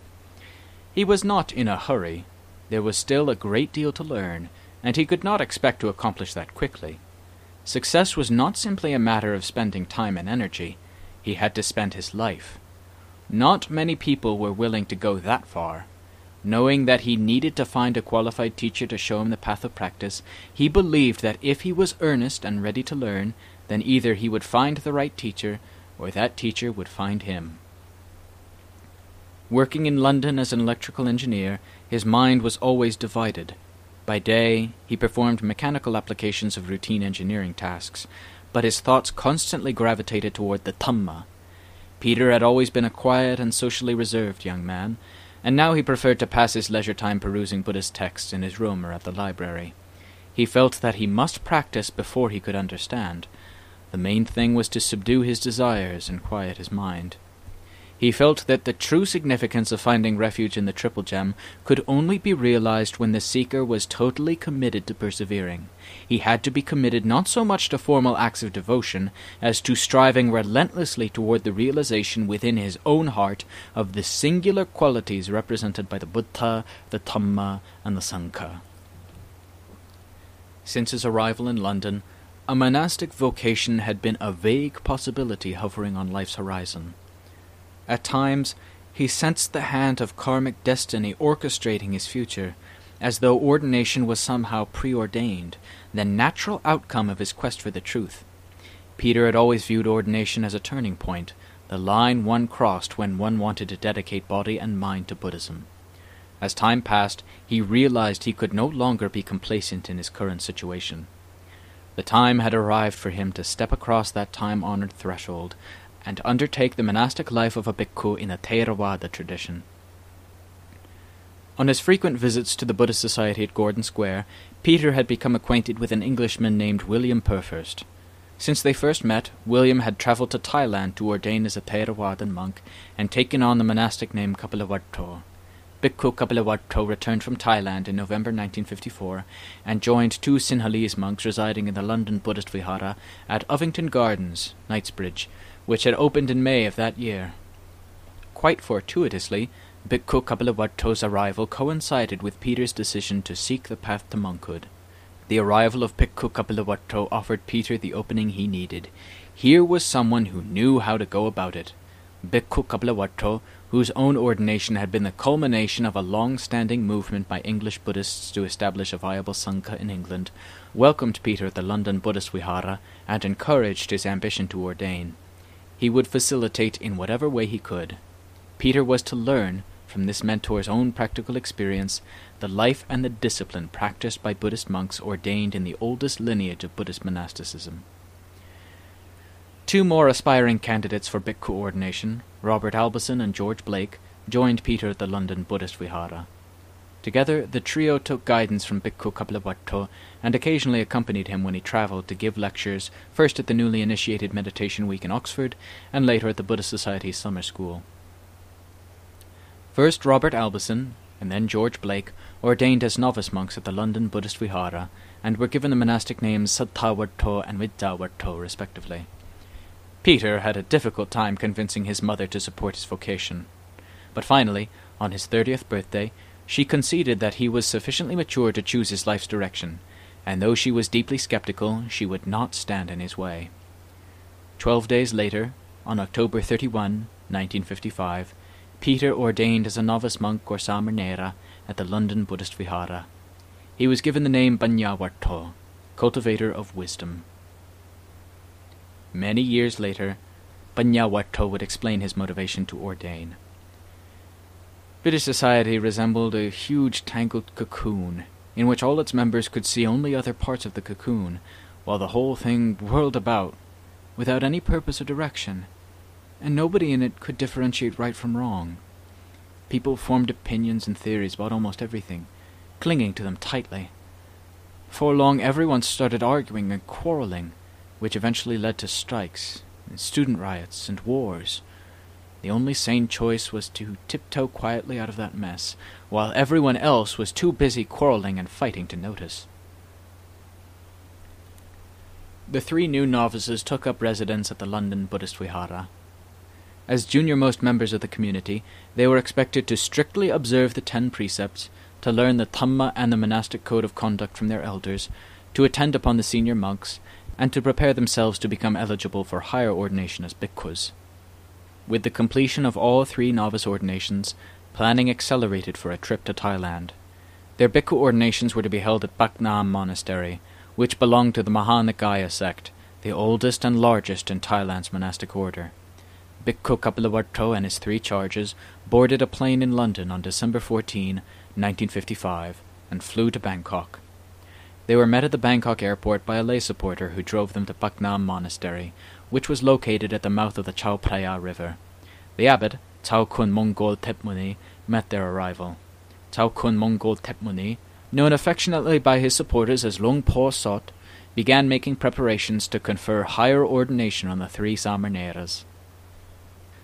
Pre-ordination celebrations were held at Bac Nam Monastery on the evening of January 26, 1956.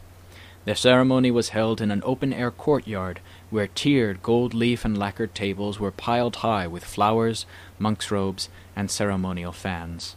Kapilavattho and the 3 Samarneras sat in the middle space, surrounded by a vast crowd of Thai well-wishers, who offered token gifts to the monks and novices. The following day, the 3 Samarneras were ordained together as bhikkhus, in a ceremony reported to be one of the largest of its kind in Thailand.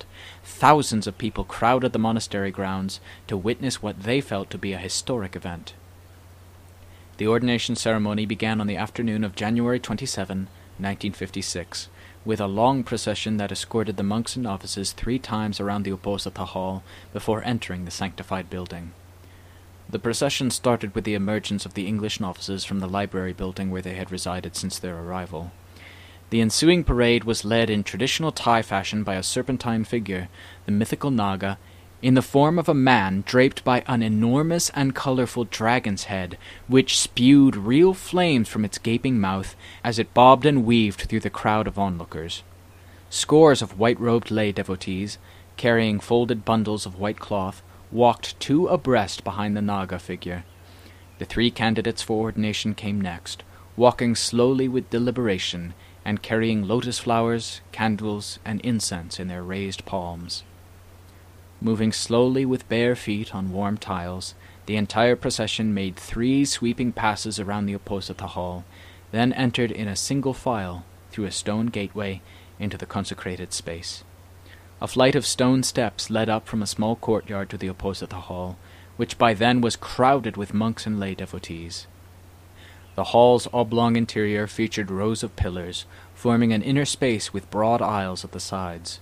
On stepping into the hall, one's eyes were immediately drawn to the great Buddha statue, elevated on its seat at the far end, and then, an instant later, to the abbot, seated amid the mass of offerings and array of multicolored flowers decorating the Buddha. The abbot, Luang Por Sot, sat calmly facing the assembly. On either side sat elders of the order, each according to seniority. Junior monks, draped in yellow robes of various hues, sat in rows, down along the 2 sides of the long hall.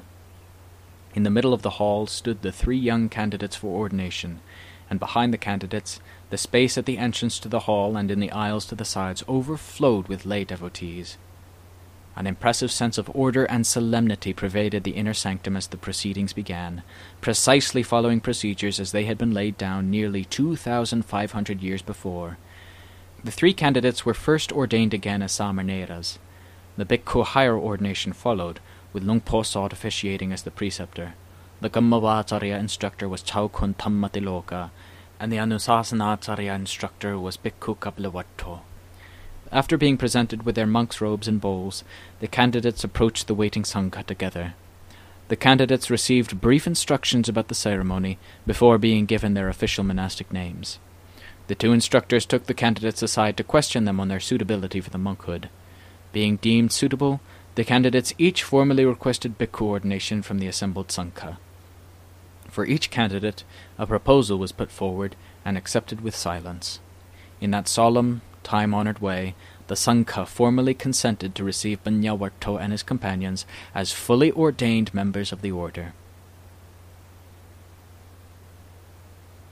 Following his ordination, Bhikkhu Banyawarto remained in Paknam Monastery, trying to master Luang Por Sot's unique meditation method, which was referred to as Samma Arahang. It involved seeing light nimittas in varying degrees of form and subtlety. While silently repeating Samma Arahang and remaining attentive to this internal repetition, the meditator mindfully focused on the following: first the right nostril, then the corner of the eye, then to the center of the head, down to the throat, down below the navel, and then up to the solar plexus. After a time, the meditator should begin to see images of light. That, at any rate, was Bhikkhu Banyawarto's understanding of the method. It was said that the first image to appear would be a sphere of light. From that translucent sphere, an image of the gross human body would first emerge and become visible, followed by an image of the subtle human body. The next images would then arise in their proper order: Sila, Samadhi, Panya, Vimutti, Vimutti-Jnana Dassana.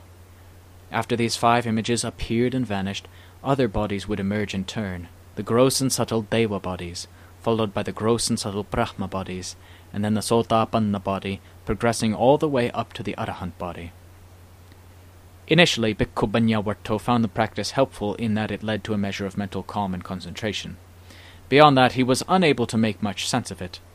Because he could not figure out the reason behind the appearance of light images, he failed to understand what was meant to be happening.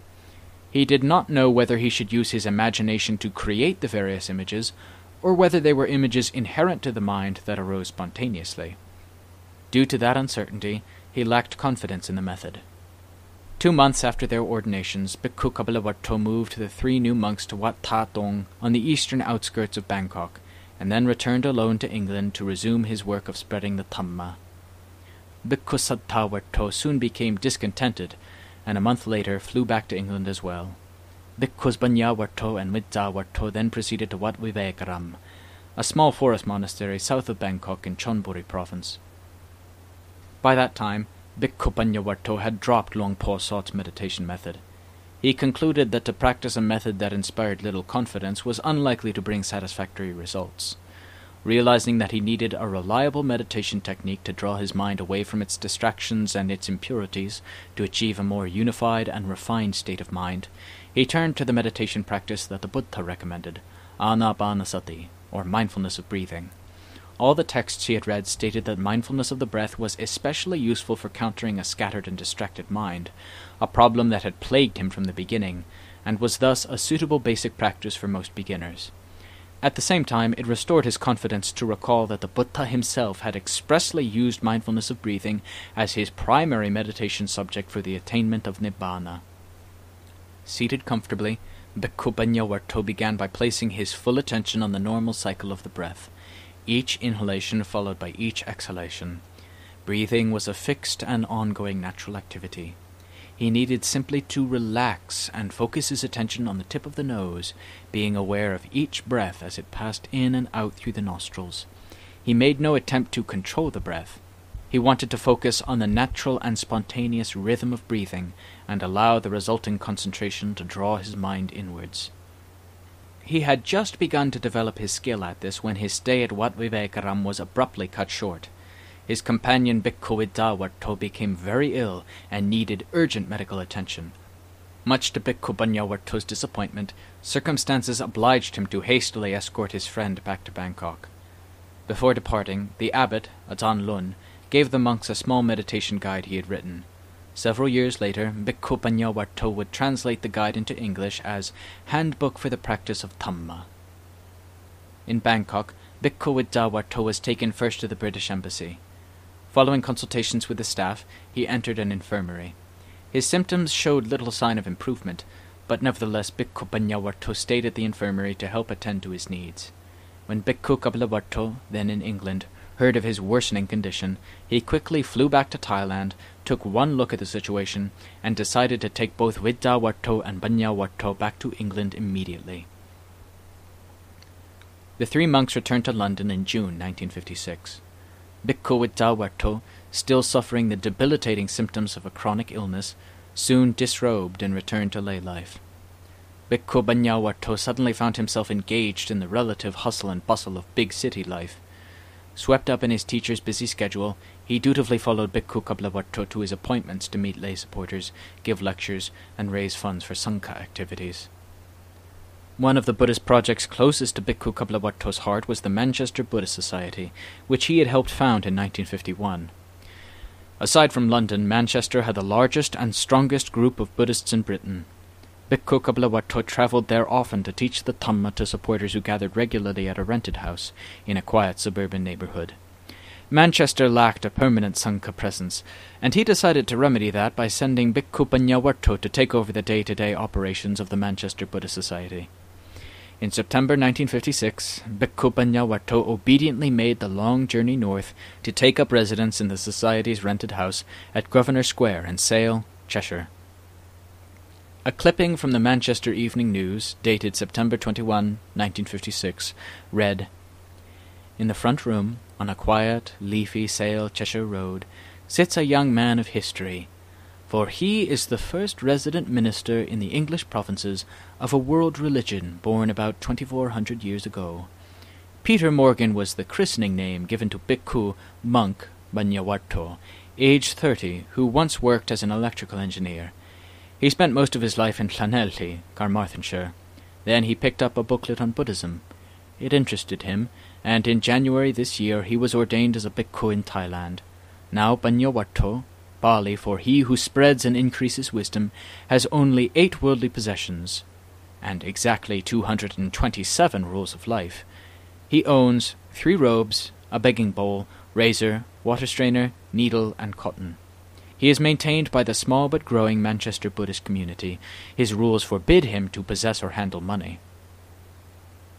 In May of that year, while Bhikkhu Banyawarto was still residing in Thailand, the English Sangha Trust had been set up in London.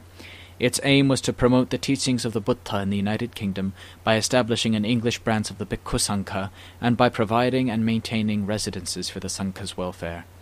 By December 1956, sufficient funds had been raised by the Trust to lease a house in London for a Sangha residence. Bhikkhu Kaplawarto moved into the house at 50 Alexandra Road, Swiss Cottage, shortly thereafter. The address at Swiss Cottage soon became known as Sangha House. Bhikkhu Kaplawarto's weekly teaching schedule often saw him in Manchester on weekends, presenting classes, talks, and interviews in connection with the Manchester Buddhist Society's agenda. That timetable afforded Bhikkhu Banyawarto an opportunity to consult with his teacher on a regular basis. The weekly teaching circuit also included trips to Leeds, Oxford, Cambridge, and Brighton before returning to London. As the months passed, Bhikkhu Banyawarto became increasingly concerned about his teacher's exhausting schedule and the effect it had on his health. In February 1957, after having resided only 5 months at the Manchester Buddhist Society, Bhikkhu Banyawarto was summoned back to London. His help was needed because the burden of so many engagements had taken a serious toll on Bhikkhu Kaplawarto's health. As his health deteriorated further over the next several months, Bhikkhu Kaplawarto was forced to retire from the order and return to lay life. Bhikkhu Banyawarto, his dutiful student, was asked to officiate at the disrobing ceremony in June 1957. That turn of fate placed the responsibility for the English Sangha Trust in the hands of Bhikkhu Banyawarto, a monk of only 1 year. Though somewhat overwhelmed by the added duties and responsibilities, he assumed his new position with a calm and a sincerity that belied his junior status. Sangha House was now his to manage. Living with him were 2 German Samarneras, Sanyawarto and Satiwarto, who had come to stay in London with Bhikkhu Kaplawarto after meeting him on a lecture tour in Germany. The elderly Russian nun Chanananda also lived at Sangha House to help look after them. Bhikkhu Banyawarto had suddenly become the teacher, tasked with training the other Sangha members and teaching the small group of laypeople who came regularly to see him. His practice suddenly became the practice of teaching others. His main challenge at the beginning was focusing clearly on his own meditation practice. Time after time, when he sat down to meditate, his mind became distracted, and he was forced to constantly rein it in and refocus on the breath. His precipitous return to England so soon after his ordination turned out to be a bigger challenge than he had expected. The main reason was that the monks he had ordained with had all given up the robe, and he was left alone holding the baby. That baby was the English Sangha Trust, which was a burdensome responsibility. During that period, Bhikkhu Banyawarto's mother lived at her parents' house in Wales. At one point, she and his sister came for a visit at Sangha House in London. Upon arriving, they were ushered into a waiting room. They had not seen him for many years, and when Bhikkhu Banyawarto entered the room, his mother was so overjoyed that she jumped up to hug her son. When she was told that the monastic code of discipline forbade him to have physical contact with her, she was deeply dismayed. She had not known about the rules. She refused to accept his new circumstances, and never went to see her son again. In 1958, Bhikkhu Banyawarto taught at the Buddhist Society Summer School for the first time. The Buddhist Society Summer School attempted to create the conditions necessary for students to engage in skillful conduct and to learn and discuss the practice of meditation with the aim of developing a basic level of tranquility and insight. Every year, the Buddhist Society invited speakers to their summer school lessons, many of whom stayed and gave meditation courses. The Buddhist Society Summer School convened for 1 week every year on a large rural property, where as many as 50 people regularly attended. Each person received a private room in a large country estate. The atmosphere was relaxed and informal, lacking the strictness and formality of a retreat. Most of those present were adherents of either Zen or Theravada Buddhism, and they tended to form groups along those interests. Talking and socializing were tolerated at summer school, and the groups mingled freely at certain hours of the day. Bhikkhu Banyawarto was tasked with giving instruction from the Theravada Buddhist perspective. Christmas Humphreys presented discourses on Zen Buddhism. Bhikkhu Banyawarto gave 2 Dhamma talks a day, one of which was intended to be a good introduction for people who had a limited knowledge of Buddhism. The main thrust of his meditation course was mindfulness of breathing, leading to calm and concentration. When the opportunity arose, he also gave insightful explanations of such difficult topics as dependent origination. He was self-sacrificing and generous with his time, talking individually with each meditator about their experiences at least once a day. Bhikkhu Banyawarto also accepted invitations to lead the meditation week at Oxford, which differed significantly in tone and intensity from the Buddhist Society Summer School. Following in Kapalawarto's footsteps, he taught a strict Mahasi Sayadaw method of meditation, stressing the importance of mindfulness and clear comprehension. At the beginning of the week, he gave an instructional talk outlining the meditation procedure. Meditators were to anchor their attention on the rising and falling sensations of the abdomen during breathing, observing carefully any other feelings or thoughts that might arise. They were encouraged to sharpen their focus by making sure that the mind was attentive to the entirety of each process. Every bodily movement was to be done deliberately and with conscious attention to detail, walking with exaggerated slowness at all times, eating the meals in slow motion. At the same time, thoughts were carefully considered and breaks in concentration noted. He stressed that such diligence should be carried out continuously throughout the day, the objective being a deep, clear, precise awareness of the mind and body. Oxford Meditation Week did not take place at Oxford University, but rather in a villa in the town of Oxford which overlooked a wooded park. Meditators bunked in separate rooms, mingling only at mealtimes. All participants observed the 8 precepts, which included not eating after midday. No talking, reading, or entertainment was allowed. The whole day was devoted to a strict regimen of meditation practice under Bhikkhu Banyawarto's instruction and guidance. Bhikkhu Banyawarto also explained the fundamentals of Buddhist practice at various venues in London and in religious forums at Jesus College, Oxford. He believed fully and without reservation that the truth taught by the Buddha was a very important matter for human beings to understand. Many people were willing to practice methods that helped them live their lives in relative comfort. But in his teaching engagements, he rarely met people who were willing to reach beyond superficial techniques to the real fundamentals of Buddhist practice.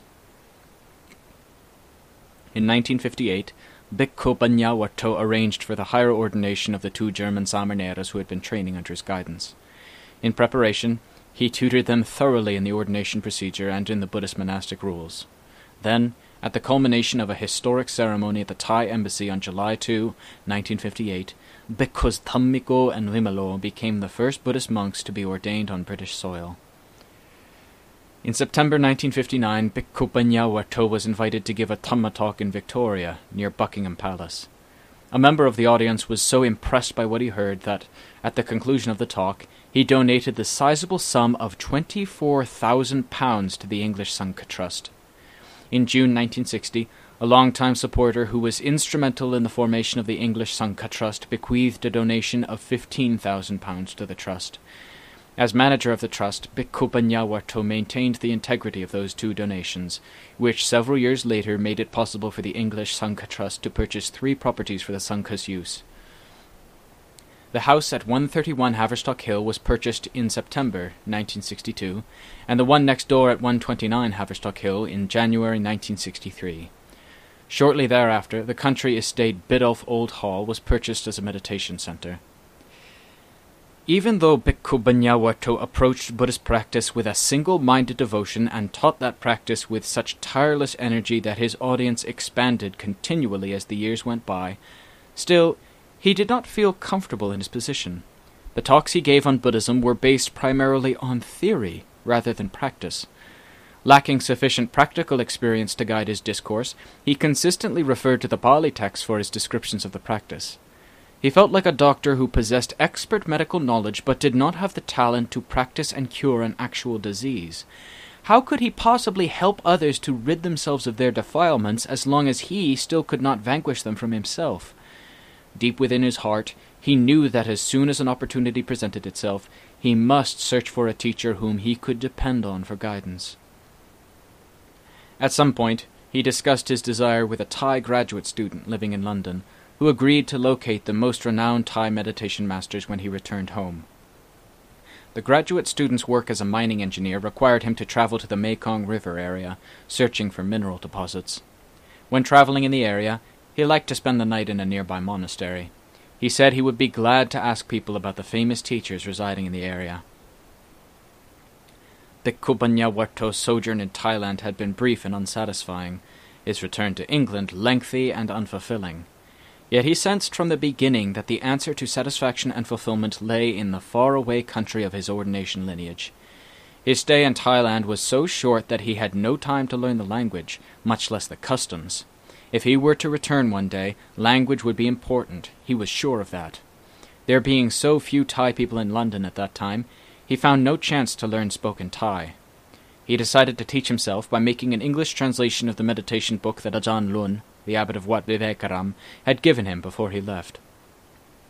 With the aid of a Thai-English dictionary and his own extensive knowledge of the Pali Canon, he extracted the meaning, word by word, sentence by sentence, from the Thai original. Though slow and painstaking at the start, the process gained pace and fluency as he became more familiar with the Thai alphabet and the gist of the Thai text, which was largely a summary of canonical works, such as the Visuddhimagga and the Abhidhammasamgaha. By 1961, Bhikkhu Panyawarto had completed his 100-page translation of Handbook for the Practice of Dhamma, which was eventually printed for free distribution by the Buddhist Association of Thailand. Excerpts of the translation were printed in Sangha, a journal published by members of the English Sangha Trust. Bhikkhu Panyawarto made known his wish to return to Thailand for further training, and eventually a bhikkhu to replace him was arranged. On November 9, 1961, Bhikkhu Ananda Bodhi, a Canadian-born monk, arrived at Sangha House to take over responsibility for the English Sangha Trust from Bhikkhu Panyawarto. Free at last to pursue his goal, Bhikkhu Panyawarto bid his supporters farewell, and on November 21st boarded a plane bound for Bangkok. The Buddhist Society later published this tribute to him in the Middle Way. On November 21st, Bhikkhu Panyawarto left by air for Thailand, where he will continue his training in an atmosphere more conducive to progress than that of London. Peter Morgan was ordained in Thailand and returned to Britain after only a few months. Not long after his return, he found himself in charge of the English Sangha, and for the next 5 years was responsible for training new bhikkhus and samaneras and teaching the laity. This involved fortnightly visits throughout the year to Manchester and Leeds, and a host of other responsibilities which he never shirked, though they were not of his seeking. He has now decided that the time has come to get on with his own development. On 2nd November he conducted Mrs. Robbins's meditation class and was presented with a book. And on 9th November, Council, at an informal reception, presented him with further books, and wished him every success in Thailand. He will be missed by many whom he has helped, but all such must remember that, as it has been said, the laity don't own bhikkhus, even when privileged to support them. A fine photograph of him now hangs in the entrance hall of the Society's premises, and we would also draw attention to the tape recording of 3 short talks made by him shortly before he left, and available on our usual terms. The association is most deeply indebted to Bhikkhu Banyawarto. Under his guidance, the small, young movement grew and gained stability. This led to an increase in the number of members and a widening of its relationship with the general public. 2 magnificent donations given while he was Bhikkhu in charge at Sangha House have made possible, among other things, the new Vihara at 131 Haverstock Hill and the meditation centre at Biddulph, and have enabled the Sangha Trust to send the Samaneras he trained to the east for further study. When he returned to Thailand, he left a movement as firmly established as is possible in this Anitsa world.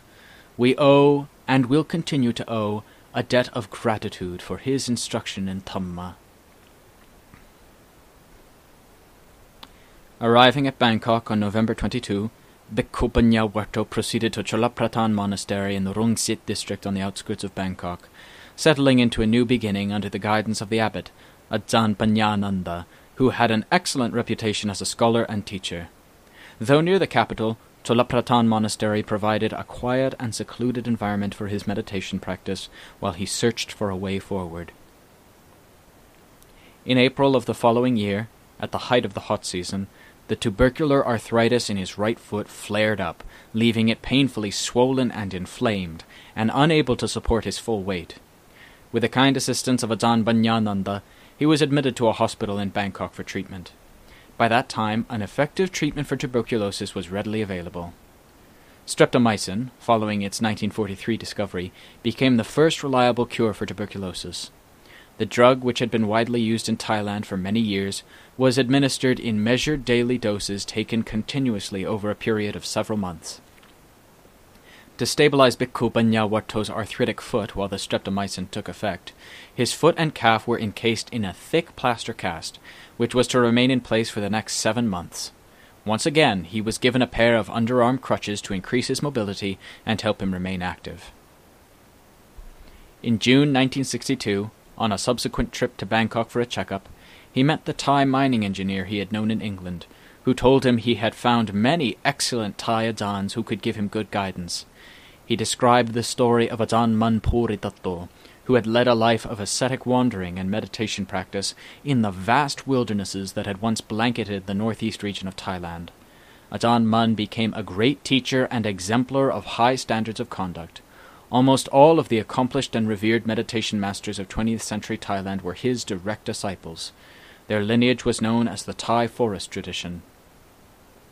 The Thai forest tradition was the branch of Theravada Buddhism that most faithfully held to the original monastic code laid down by the Buddha.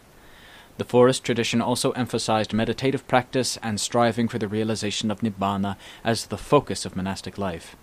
Forest monasteries were primarily oriented toward practicing the Buddha's path of contemplative insight, including living a life of renunciation, strict discipline, and meditation, in order to fully attain the inner truth taught by the Buddha.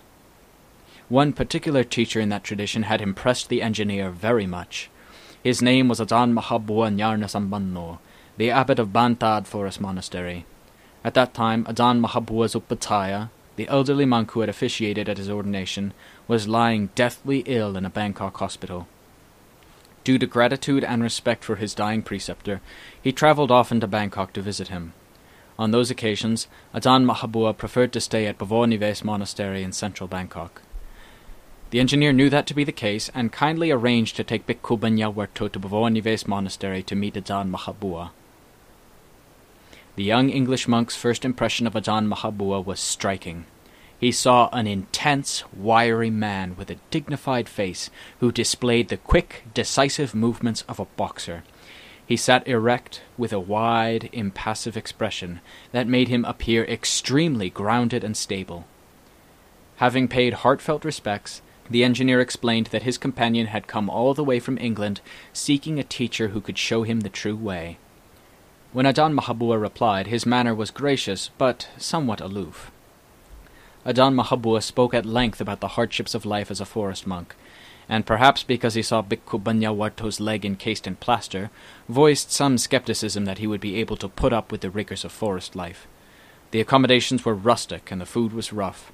There were the grueling extremes of heat, cold, and damp. There was the daily grind of scrubbing, cleaning, and hauling water.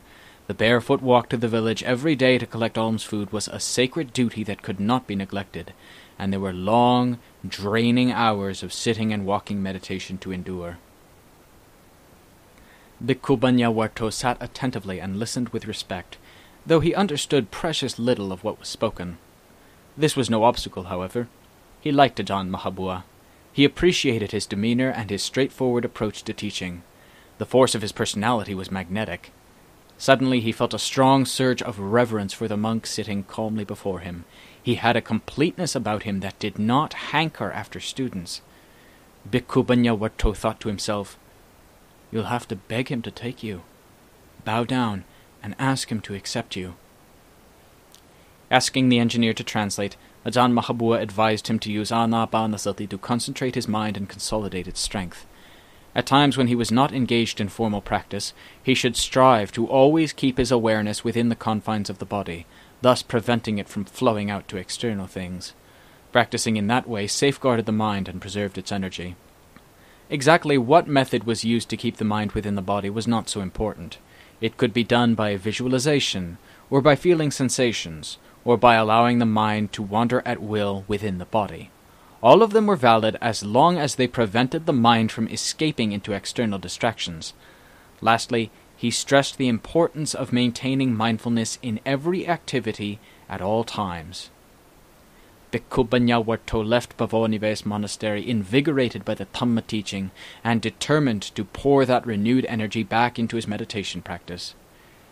When he heard that Ajahn Mahabua's preceptor had passed away in July, he was concerned that he might never see that remarkable teacher again. The cast was finally removed from his leg in November. His inquiries about Ajahn Mahabua led him to Bhavanives monastery once again, where he discovered that his esteemed teacher still occasionally travelled to Bangkok. Bhikkhu Banyawarto subsequently paid his respects to Ajahn Mahabua at Bhavanives monastery several more times. Each time he asked permission to be accepted as a student at Bantad Forest Monastery. Concern about his recent health issues had made Ajahn Mahabua reluctant to accept him at first. At their third meeting, Bhikkhu Banyawarto decided to allay those concerns by requesting permission to visit Bantad Forest Monastery for a temporary stay. Ajahn Mahabua granted that request. Many years later, Ajahn Mahabua would say, with a chuckle, that Bhikkhu Banyawarto asked to come for a temporary stay, and he's been living here temporarily for the last 41 years.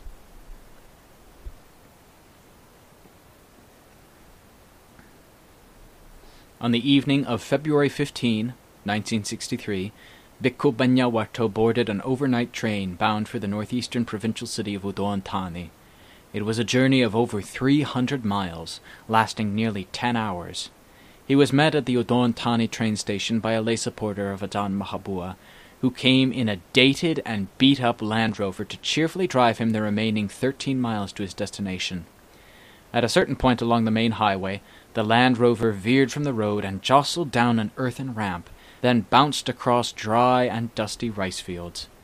That was as close to the monastery as the provincial roads extended. The rest of the journey was across the flat, straw-stubbled paddy fields that stretched to the horizon. In the dry winter season, that makeshift road proved passable enough, but at the height of the monsoon season, when the rice fields flooded their embankments, that stretch of the journey required a dugout canoe with stout paddles.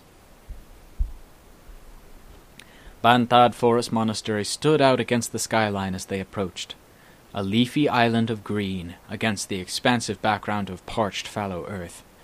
Bhikkhu Banyawarto was entering a secluded and quiet forest monastery in the lineage of Venerable Ajahn Manpuri Dato, a community of monastics who had left the life of ordinary society to live in the forest, so as to be close to the natural environment that was the setting for the Buddha's own search for the Dhamma and provided inspiration for his awakening.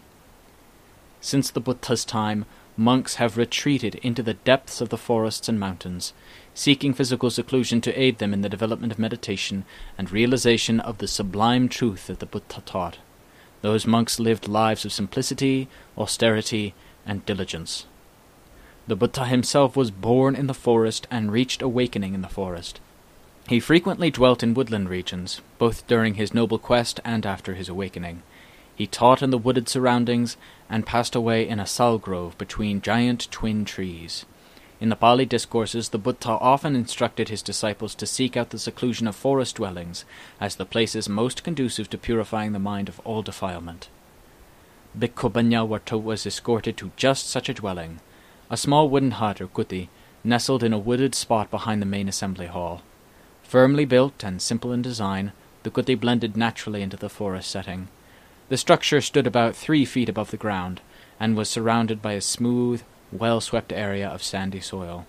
A path for walking meditation extended east to west along the rear. Although the design of the kuti was well suited to the subtropical climate, it produced countless cracks and crevices, nooks and crannies, which were inhabited by a host of sentient beings. No screens covered the shuttered windows. When they were open, which was most of the time, an astonishing array of insects intruded. Bats flitted overhead, and small lizards scurried across the walls and ceiling, catching mosquitoes and other flying insects. The monastery's appearance differed from Bhikkhu Banyawarta's expectations. He had imagined a virgin forest harboring wild animals like tigers and elephants, but the forest he found was somewhat tame and hospitable. Dozens of small wooden huts stood on scattered clearings throughout its 63 acres. The only wild animals he met were tree squirrels, snakes, and lizards. The pristine wilderness that once blanketed the countryside had long since disappeared as the land was cleared for cultivation. The forest that remained within the monastery's domain was only a remnant of that primary wilderness. The big cats, too, were only a memory, although tigers and leopards had occasionally wandered among the monks' huts when the monastery was first built. Despite these changes, Bantad was an exemplary forest monastery, rich in the ancient traditions of Buddhist practice, and untouched by modern conveniences such as electricity and running water. The monks lived with nature in simple solitude. Candlelight illuminated their hours of darkness. Water was drawn by hand and carried from the well to all the dwellings in pairs of water buckets, suspended from a long bamboo pole that was balanced on the carrier's shoulder. The water was used for bathing and laundering. During the monsoon months, rainwater was collected for drinking and stored in tanks and barrels. In the dry seasons, well water had to suffice.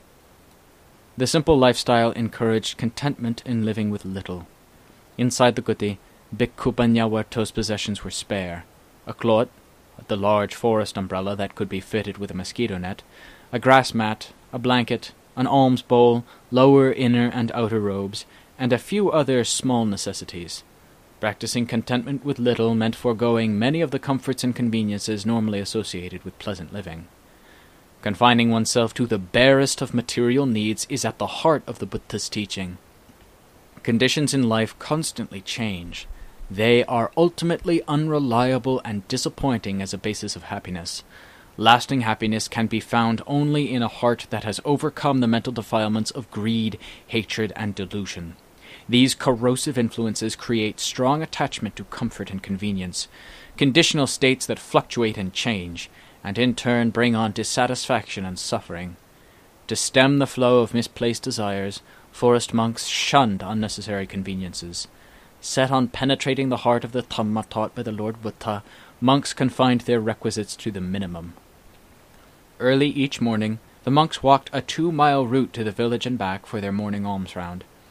As the pace was likely to be too quick for Bhikkhu Banyawarta, a separate alms round had been arranged for him inside the monastery's perimeter.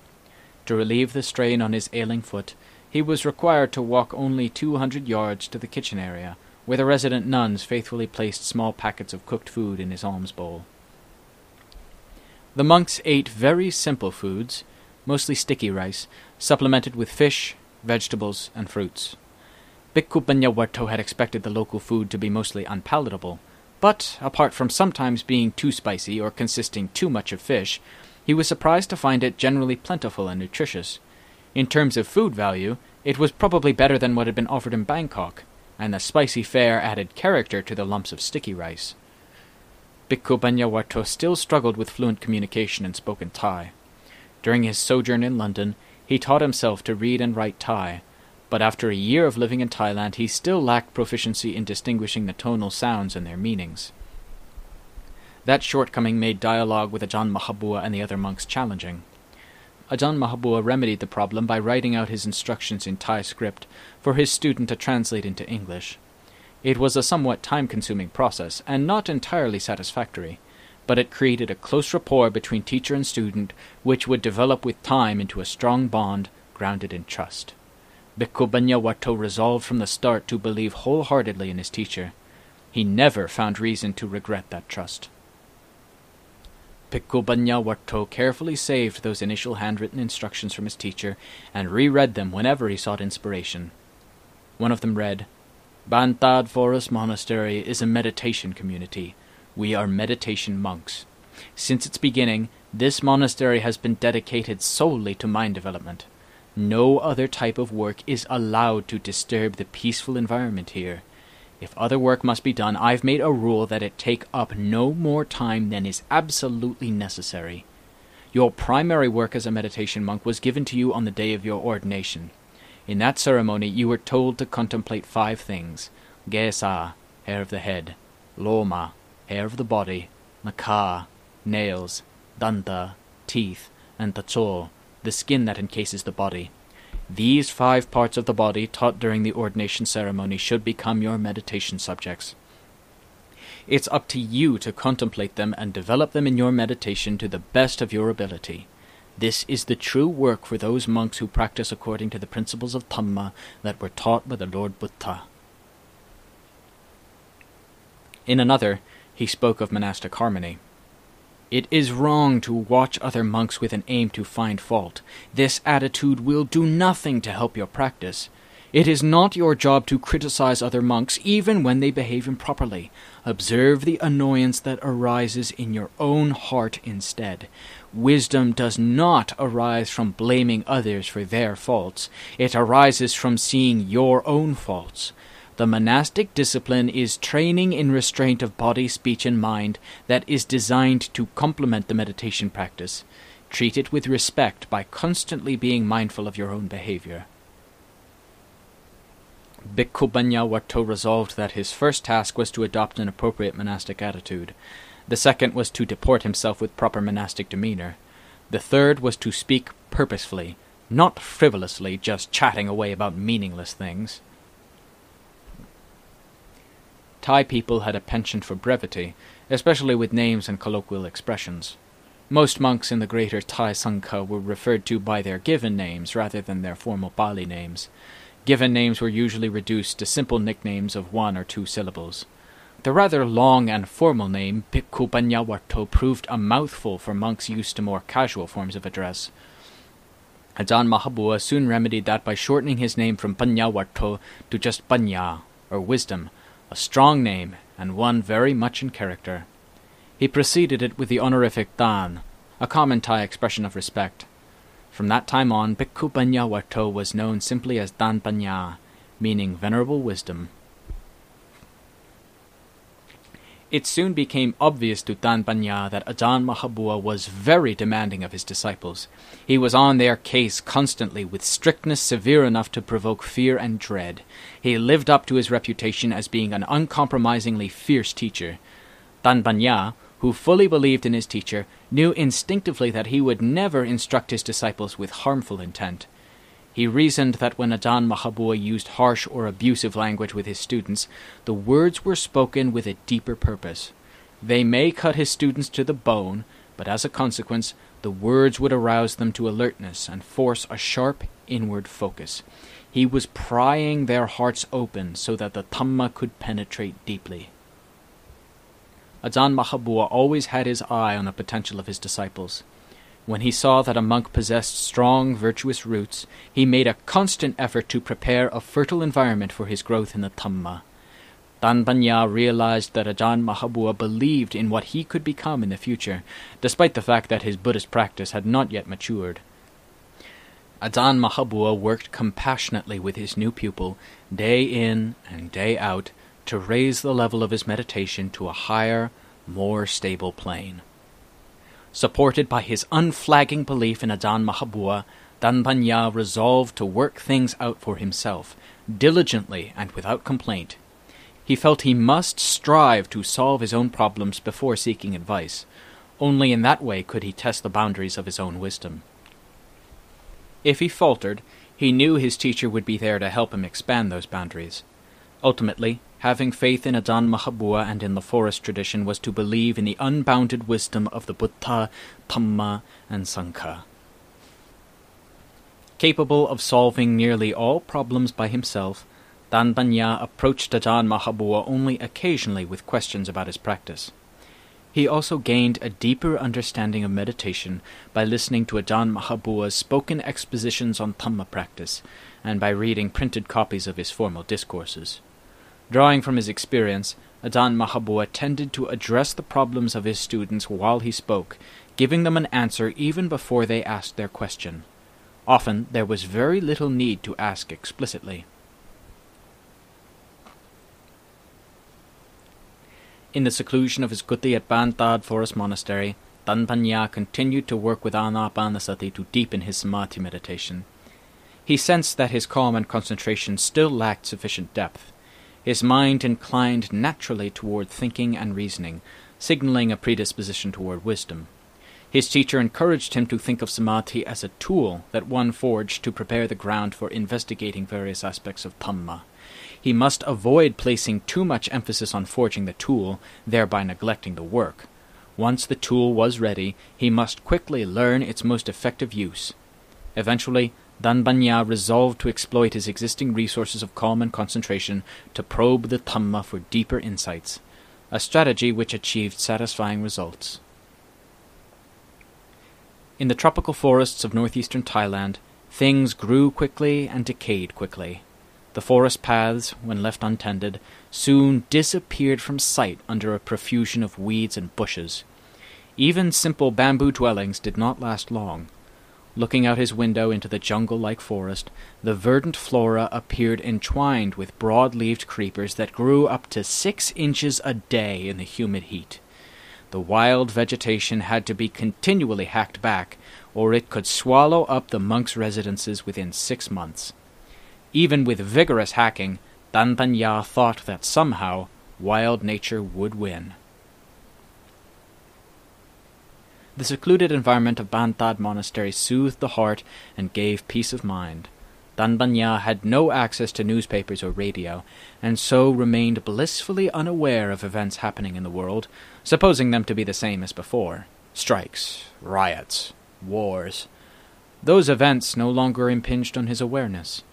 However, when a snake found its way into his hut, which seemed to happen quite often, his awareness lit on an event of vital importance. Although the atmosphere in the monastery was tranquil, with few worldly concerns, it was not an easy-going atmosphere. The self-awareness required by the monastic discipline and the constant reminder of Ajahn Mahabua's presence and instructions brought intensity and the immediacy of the Dhamma into almost every situation. One day, quite spontaneously, the sounds of spoken Thai fell into place with the written language that Danbanya had mastered in his translation work in England. Because of his ear's unfamiliarity with the strange tones and vowels of Thai, he had been unable to connect articulate sounds with their intended meanings.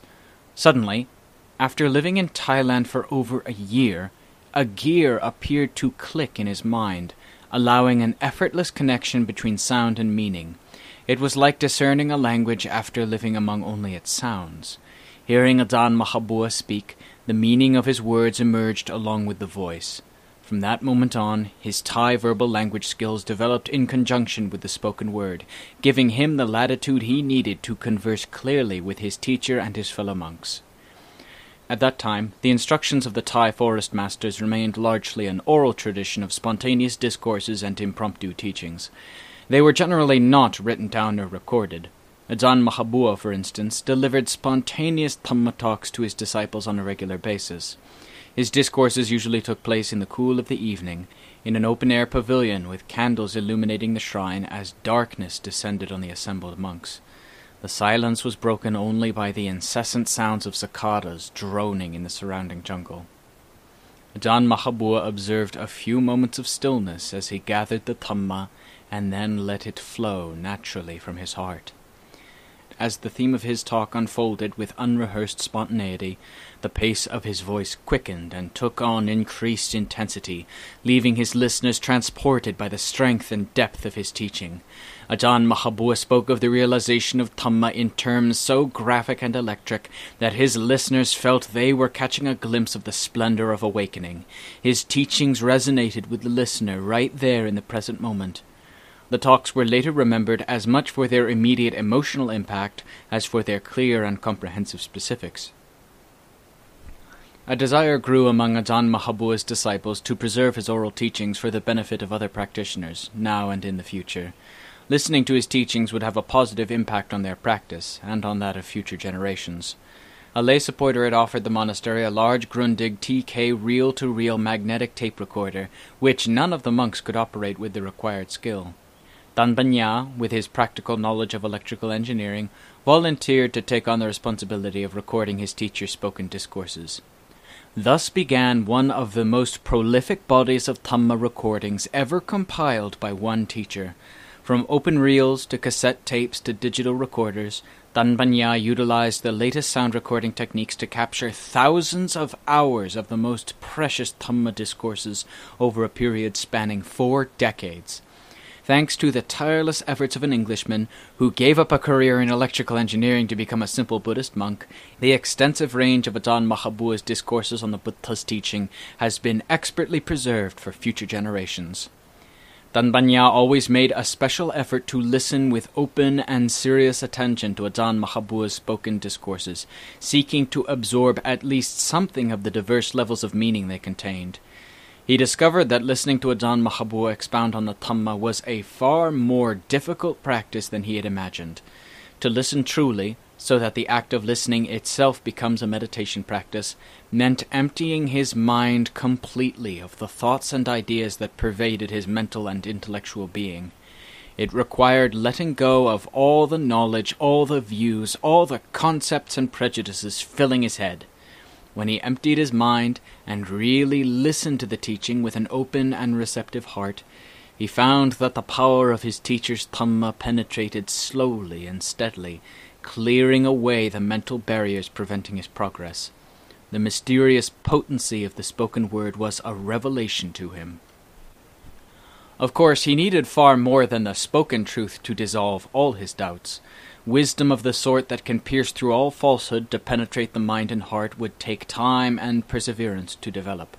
Along with steadfast concentration, he had to bring this development to bear on a comprehensive investigation of the entire teaching until he could experience the deep coherence and harmony underlying all the diverse aspects of the Buddha's Dhamma. At the time of Danbanya's first retreat during the rainy season, or rains retreat, Ajahn Mahabua hinted that he would warmly welcome other Western practitioners who came to learn meditation. On one occasion he also casually hinted that he might one day travel to England.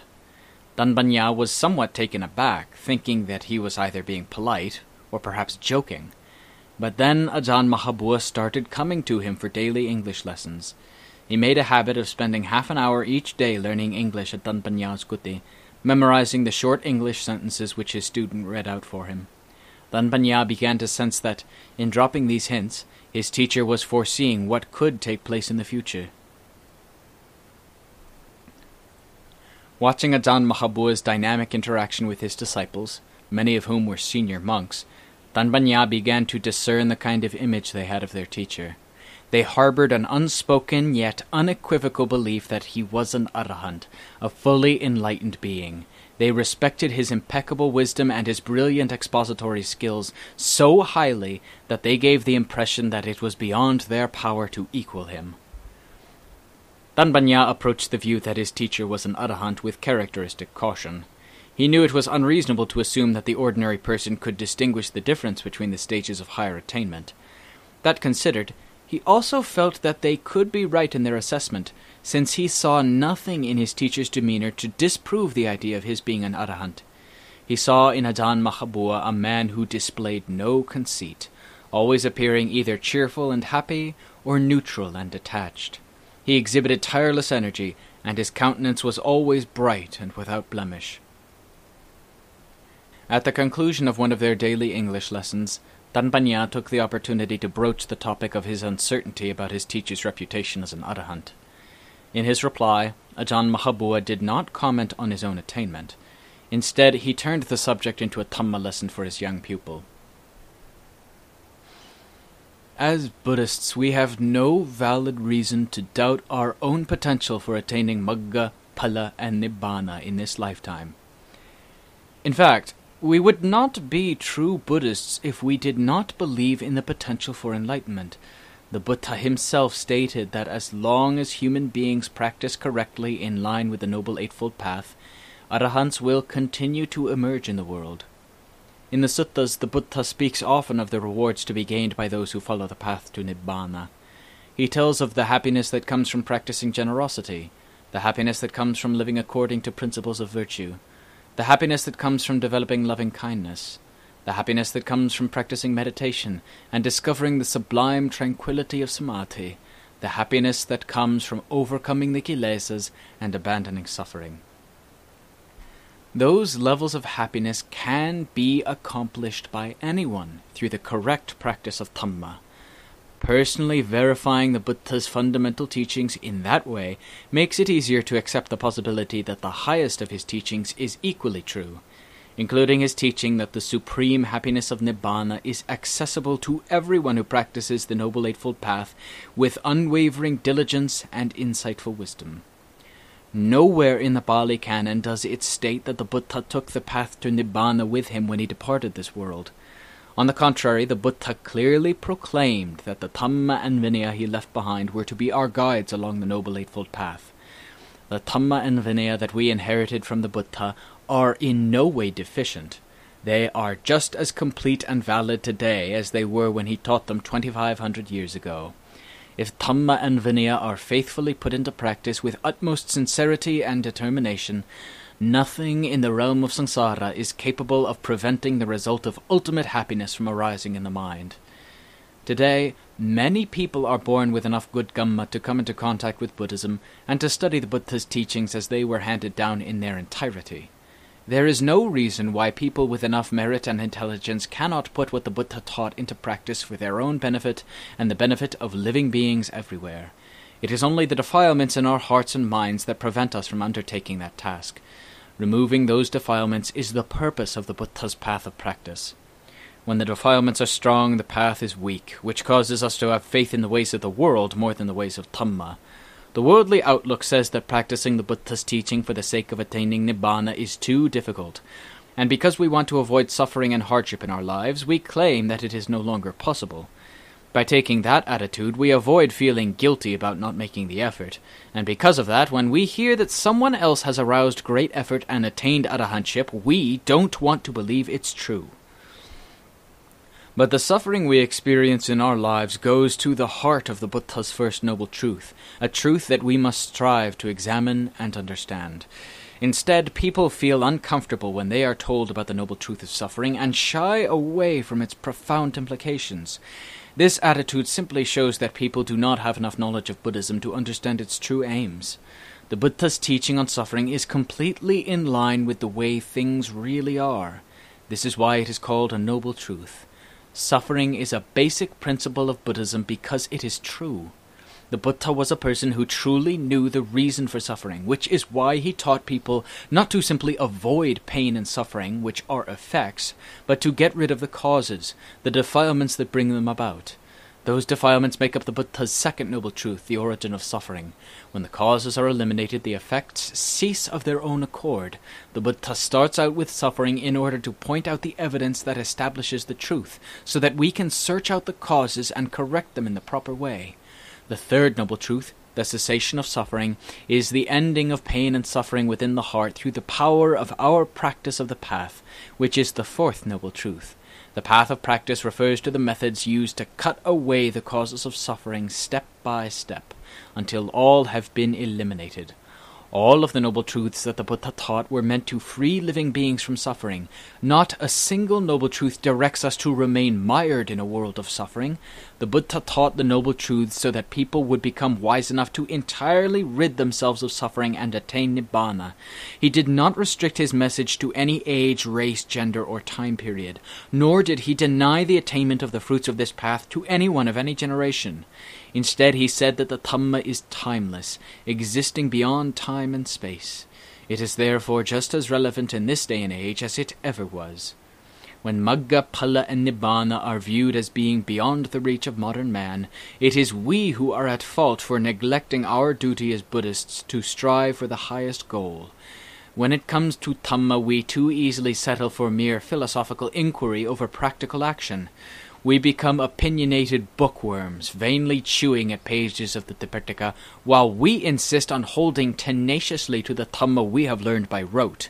This happens because we cannot be bothered to make an effort to investigate the supreme noble truths that are an integral part of our very own being. Instead, we mistakenly appropriate the great wealth of the Lord Buddha's words as our own personal property. Simply because we have memorized his Dhamma teachings, we believe we are wise enough already, even though the defilements filling our hearts are piled as high as a mountain and have not diminished in the least. Many of us find justification for our views in the very Pali scriptures that were used to proclaim the Buddha's timeless message. Students of the Pali scriptures tend to believe that the written texts comprise the sum total of all aspects of Dhamma. They self-righteously assert that scriptural doctrine and convention are the only legitimate criteria for authenticating all of the countless experiences known to Buddhist practitioners over the ages. But the true Dhamma arises in the hearts and minds of those who put the living teaching into practice here and now in the present. Consider the Lord Buddha and his Arahant disciples, for instance. They knew and thoroughly understood Dhamma long before the Pali texts appeared. Clearly, they achieved their exalted status at a time when no scriptures existed to define the parameters of Dhamma for them. The true Dhamma is always the Dhamma of the present moment. Time and place are merely mundane, conventional concepts that are incapable of affecting the Dhamma of the Lord Buddha in any way. For that reason, those who practice the Buddha's teaching correctly are entitled to know for themselves all those aspects of Dhamma that fall within the range of their own natural abilities, regardless of what age or century they live in. The more Danbanya observed his teacher, the more convinced he was that he could not have chosen a more competent master. Ajahn Mahabua exhibited no flaws in his approach to Dhamma. He seemed to intuit the mistakes in his students' practice with great facility, and correct those faults more through the charismatic force of his presence than through conversation. Danbanya now understood why the forest tradition placed such a sacred emphasis on the relationship between teacher and disciple. That relationship was essential to the living transmission of Dhamma, from mind to mind, from heart to heart. He realized that without Ajahn Mahabua's guidance, the possibility of him realizing the truth of the teachings would have been severely limited. The more he reflected on faith and its overall place in the teachings, the more deeply Danbanya realized that faith is essentially a skillful means of making one more receptive to the truth expressed in the teacher's words. Viewing his teacher as a living master enabled him to listen unreservedly to the teaching and put it into practice with the greatest possible commitment. Danbanya's conviction in Ajahn Mahabua translated into total respect for the Dhamma embodied in his teacher and conveyed through him. The greater his faith, the more open to the teachings he became. The more open he was to the teachings, the greater the opportunity for them to penetrate deeply into his heart. He now felt strongly that these same teachings could greatly benefit the people in England whom he had spent so much time teaching and whom he had now left behind. His attempts at teaching them had lacked a firm compass bearing in the direction of the highest good, the supreme happiness, Nibbana.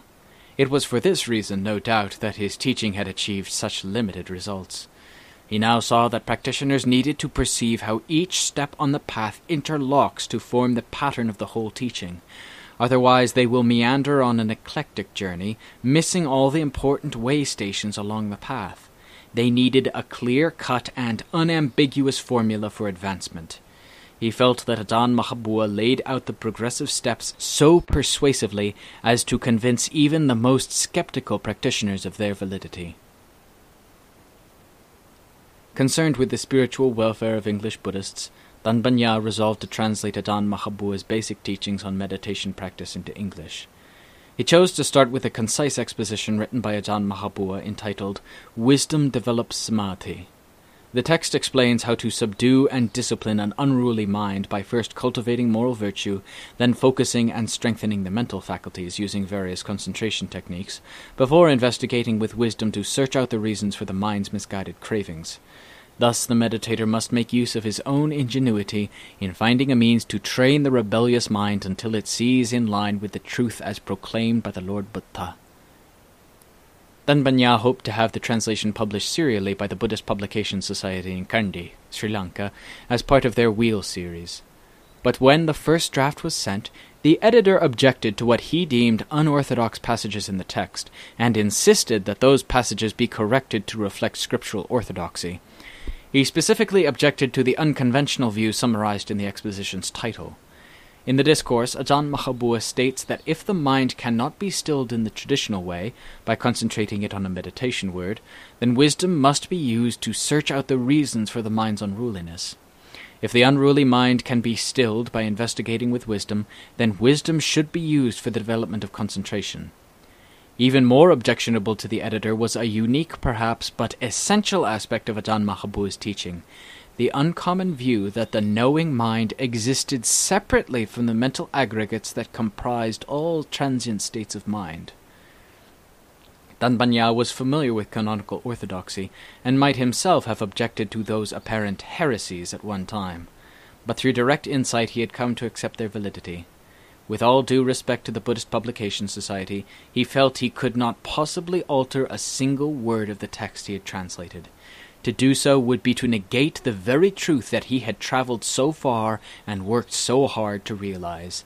He would simply have to find another means to publish the manuscript. Eventually, in 1967, his supporters in England printed Wisdom Develops Samadhi as a booklet and distributed copies as free gifts of the Dhamma. Bantad Forest Monastery belonged to the Dhammayut sect of the Thai monastic order. Dhammayut had its beginnings in 1833 as a reform movement that placed greater emphasis on the monastic discipline and the meditation practices found in the original Bali texts. It held monks to a strict interpretation of their monastic obligations, intending to restore proper orthodox practices in the Thai Sangha. In its push to institute strict compliance with the rules, the Dhammayut movement was eventually recognized as a separate sect or Nikaya. The original Thai monastic order from which Dhammayut separated became known as the Mahanikaya. This was the sect under which Danbanya had originally ordained, and to which he still belonged. Ajahn Mahabua was gladly willing to teach Mahanikaya monks like Danbanya, but insisted that they fully observe the Vinaya while studying with him. He also strictly observed the Dhammayut directive not to include Mahanikaya monks in the Bhartimukha recitation, which was a formal monastic meeting and thus was limited to the members of the same denomination. That restriction applied to Danbanya, who was prohibited from taking part in the formal recitation of the monastic rules. Once it became apparent that Danbanya's temporary residence would in fact be a long-term one, Ajahn Mahabua preferred to see him become a full member of his monastic community. Upon his teacher's request, Danbanya decided to formally ask for a second ordination in the Dhammayut sect. Although he was not obliged to part with his monastic robes to achieve that status, he was required to relinquish the 9 years of seniority that he had accrued as a Mahanikaya monk. As a newly ordained Dhammayut monk, he would start afresh at the most junior level. Danbanya travelled to Bangkok together with his teacher and reordained in the Dhammayut Nikaya on April 22, 1965, at Bhavanives Monastery, the very same temple where he had first met Ajahn Mahabua 3 years earlier. Somdet Prajnana Sangwara, abbot of Bhavanives Monastery, presided over his ordination ceremony as Upataya. His Gambhavacharya instructor was Pratepjnanakavi, and his Anusasanacharya instructor was Ajahn Mahabua. Ordained with him in the same ceremony was a young Canadian who had lived as a novice at Bantad Forest Monastery for the past year. Danbanya returned from Bangkok a monk of junior rank. but now a full member of his monastic community. Because he had been a member in good standing of the community for so long, his monastic routine changed little. Normally, junior monks were expected to undertake the most basic duties and perform them with energy and humility. But because of his age, at 39, Danbanya was a decade or two older than most of the other junior monks, and his educational background, his responsibilities evolved over time to include more sophisticated tasks dealing with the practical application of engineering principles. He soon found himself drawn into a lengthy and arduous undertaking. In recent years, the local villagers had been clear-cutting the forest closer and closer to the edges of the monastery's property. As there was no established boundary line, Ajahn Mahabua was concerned that they might inadvertently encroach upon monastery land. In order to safeguard against unwelcome intrusions, Ajahn Mahabua determined that the exact location of the boundary line should be fixed and a perimeter fence erected along its full length. He enlisted Danbanya's help to supervise the project. Although Danbanya understood the principles involved in land surveying and knew the types of instruments required, he himself had never performed that type of work before. Living in the forest without access to standard technology, he would have to improvise. First, he took a few monks with him to walk the perimeter of the monastery, at least 3/4 of which was densely overgrown. With machete-wielding villagers leading the way, 4 hours were needed to trek around the 1.5-mile-long perimeter. Danbanya remarked dryly that he felt like Stanley plunging through the impenetrable African jungles. Although his foot ached from the strain, and he felt frustrated at times with the inconvenience of the workload, he exhibited a calm acceptance of everything that came his way. From a source of inner quiet, he understood that faith in his teacher meant that he must accept without objections, that he must agree to undertake the project no matter how difficult it might seem. Should he be told to do something he had never before attempted, he must never, under any circumstances, refuse to accept the challenge. Instead, all of his concentrated effort must be dedicated to the task, no matter how much time it took. With a firm belief in the teacher and the training, he carefully worked up a plan and executed it himself, without complacency or complaint. Many people shunned activities that aroused adversity, but Danbanya refused to regard such work as a hardship. To properly ascertain the shape of the monastery and record those features on a map for future reference, he painstakingly constructed, from his limited stock of materials, a conventional surveying instrument with a rotating telescope that measured horizontal and vertical angles. Once the device was assembled to his exacting specifications, he proceeded to survey the boundary. It was a laborious undertaking that took many weeks in the dense forest and tangled vegetation. With the survey map as a guide, post holes were dug at intervals and a sturdy fence was erected around the monastery's perimeter. With the boundary fence completed, an additional project came his way. The nuns who lived in the monastery's kitchen compound were in urgent need of a new pavilion. He was feeling exhausted, and his foot swelled menacingly from too much standing, but he patiently resolved to accept the added burden with a smile. In sincere and hearty appreciation for his teacher's liberating wisdom, he would carry every assignment through without complaint. The original pavilion in the nuns' quarters had been constructed by splitting sections of bamboo lengthwise, spreading them out flat, and securing them to a bamboo frame suspended from tall posts and covered with a thatched roof. The thatch was now so mouldy from dampness, and the bamboo so weak from termite damage, that it was ready to fall down under its own weight. Danbanya employed his draftsman skills to draw up plans for a new structure to take its place. Unlike its predecessor, the new pavilion was large and massively strong. A broad hardwood floor supported by 29 great hardwood posts mounted atop concrete blocks. The corrugated tin roof covering the entire structure looked out of place in that sylvan environment, but it would cut down mightily on future repair work. Most of the monks in the monastery also lived in simple quarters of bamboo platforms with thatched roofs. Cloth curtains hung between the posts to serve as walls. One such platform was constructed for each monk, and each platform was spaced far enough apart from the others to afford adequate privacy. The thick foliage between each platform acted as a natural screen. Local villagers helped to clear a walking meditation track alongside each platform. There the monks practiced walking meditation, often for many hours each day. Standing erect and alert with hands joined just below the waist, they would pace from one end of the path to the other in quiet contemplation. A series of foot trails connected the monks' simple dwellings to one another and to the main meeting hall or sala. The sala was a plain building, an open-walled post and beam structure that served as the main center for group activities.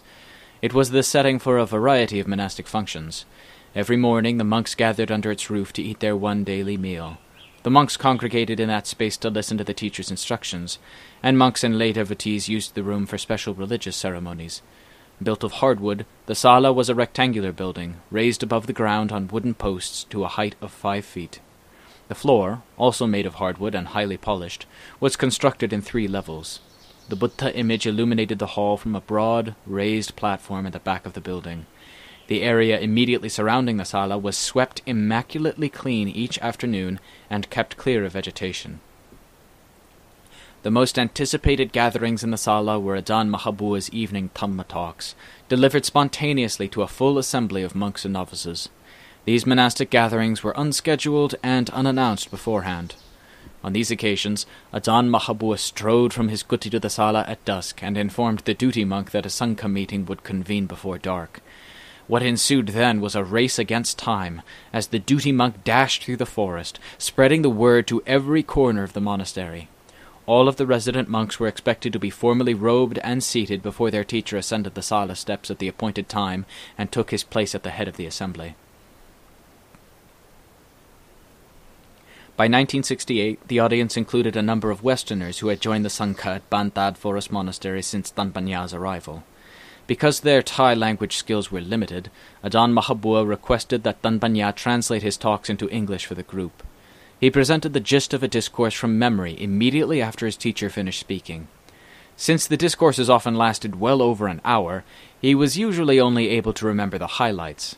Though not entirely satisfactory, he tried his best to convey the most important aspects of the night's teachings. By that time, he had been offered a new model cassette tape recorder, which was lightweight and easy to carry. With that small device in hand, he religiously recorded every Dhamma exposition received by the monks in those evening sessions, recordings which could later be reviewed for a more thorough rendering. Monks and lay people intent on the practice have always been inspired to study the words of the great teachers. Tanpanya's recordings of Ajahn Mahabua's discourses would come to be an invaluable resource. Tanpanya took on the task of making formal English translations of many of those talks, with the hope that Ajahn Mahabua's Western students could benefit from their teacher's skillful guidance and uncover the true nature of their own minds. He worked tirelessly, turning transcriptions of his teacher's talks into clear English, bringing Ajahn Mahabua's Dhamma talks to his fellow monks, as well as to a wider Western readership. Ajahn Mahabua had never been a dogmatic teacher. He always stressed that one had to discover the truth for oneself, rather than merely relying on a learned explanation. He used words, ultimately, to direct people inward toward their own minds. When listening to the Dhamma, he often emphasized that one's primary focus should be on one's own mind, and not on the teacher's words. If you wish to truly experience a place, you do not just read about it. You must step onto the path and travel there. In the same way, the practice of Dhamma is all about walking the noble path. Upon completion of the nuns' pavilion, and with the hot season fast approaching, Tanpanya sought to advance another step along that noble path. He paid his respects to Ajahn Mahabua and asked permission to move to another monastery for several months in order to deepen his commitment to the practice. Permission kindly granted, he set out one April morning for Khao Chin Le Monastery, to the south in Lopburi province. He rode the slow day train to the end of the line, reaching the monastery just as dusk descended. Limestone caves dotted the hills surrounding Khao Chin Le Monastery. The caves were silent and comfortably cool in the extreme subtropical heat. For the first few weeks, Tanpanya spent much of his time underground until the start of the monsoon season, when the downpours rendered the underground grottos uncomfortably damp. Most of the caves were so dark during the daylight hours that he needed candles and torches to move about. These large, dark caverns possessed a strange and eerie quality that elicited feelings of vastness, emptiness, and deep silence. Timelessness occupied Tanpanya's mind as he contemplated amidst the ancient stones. Many of the rocks still held fossils from the epoch when that plateau lay beneath the sea, a humbling thought, conducive to introspection.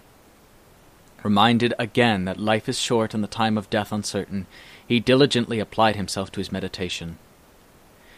The silent stillness of the caves lifted Danbanya's whole being to a natural and dynamic state of rest, calm, and concentration, freeing his mind to pose probing questions and search within for fresh discoveries. He kept probing.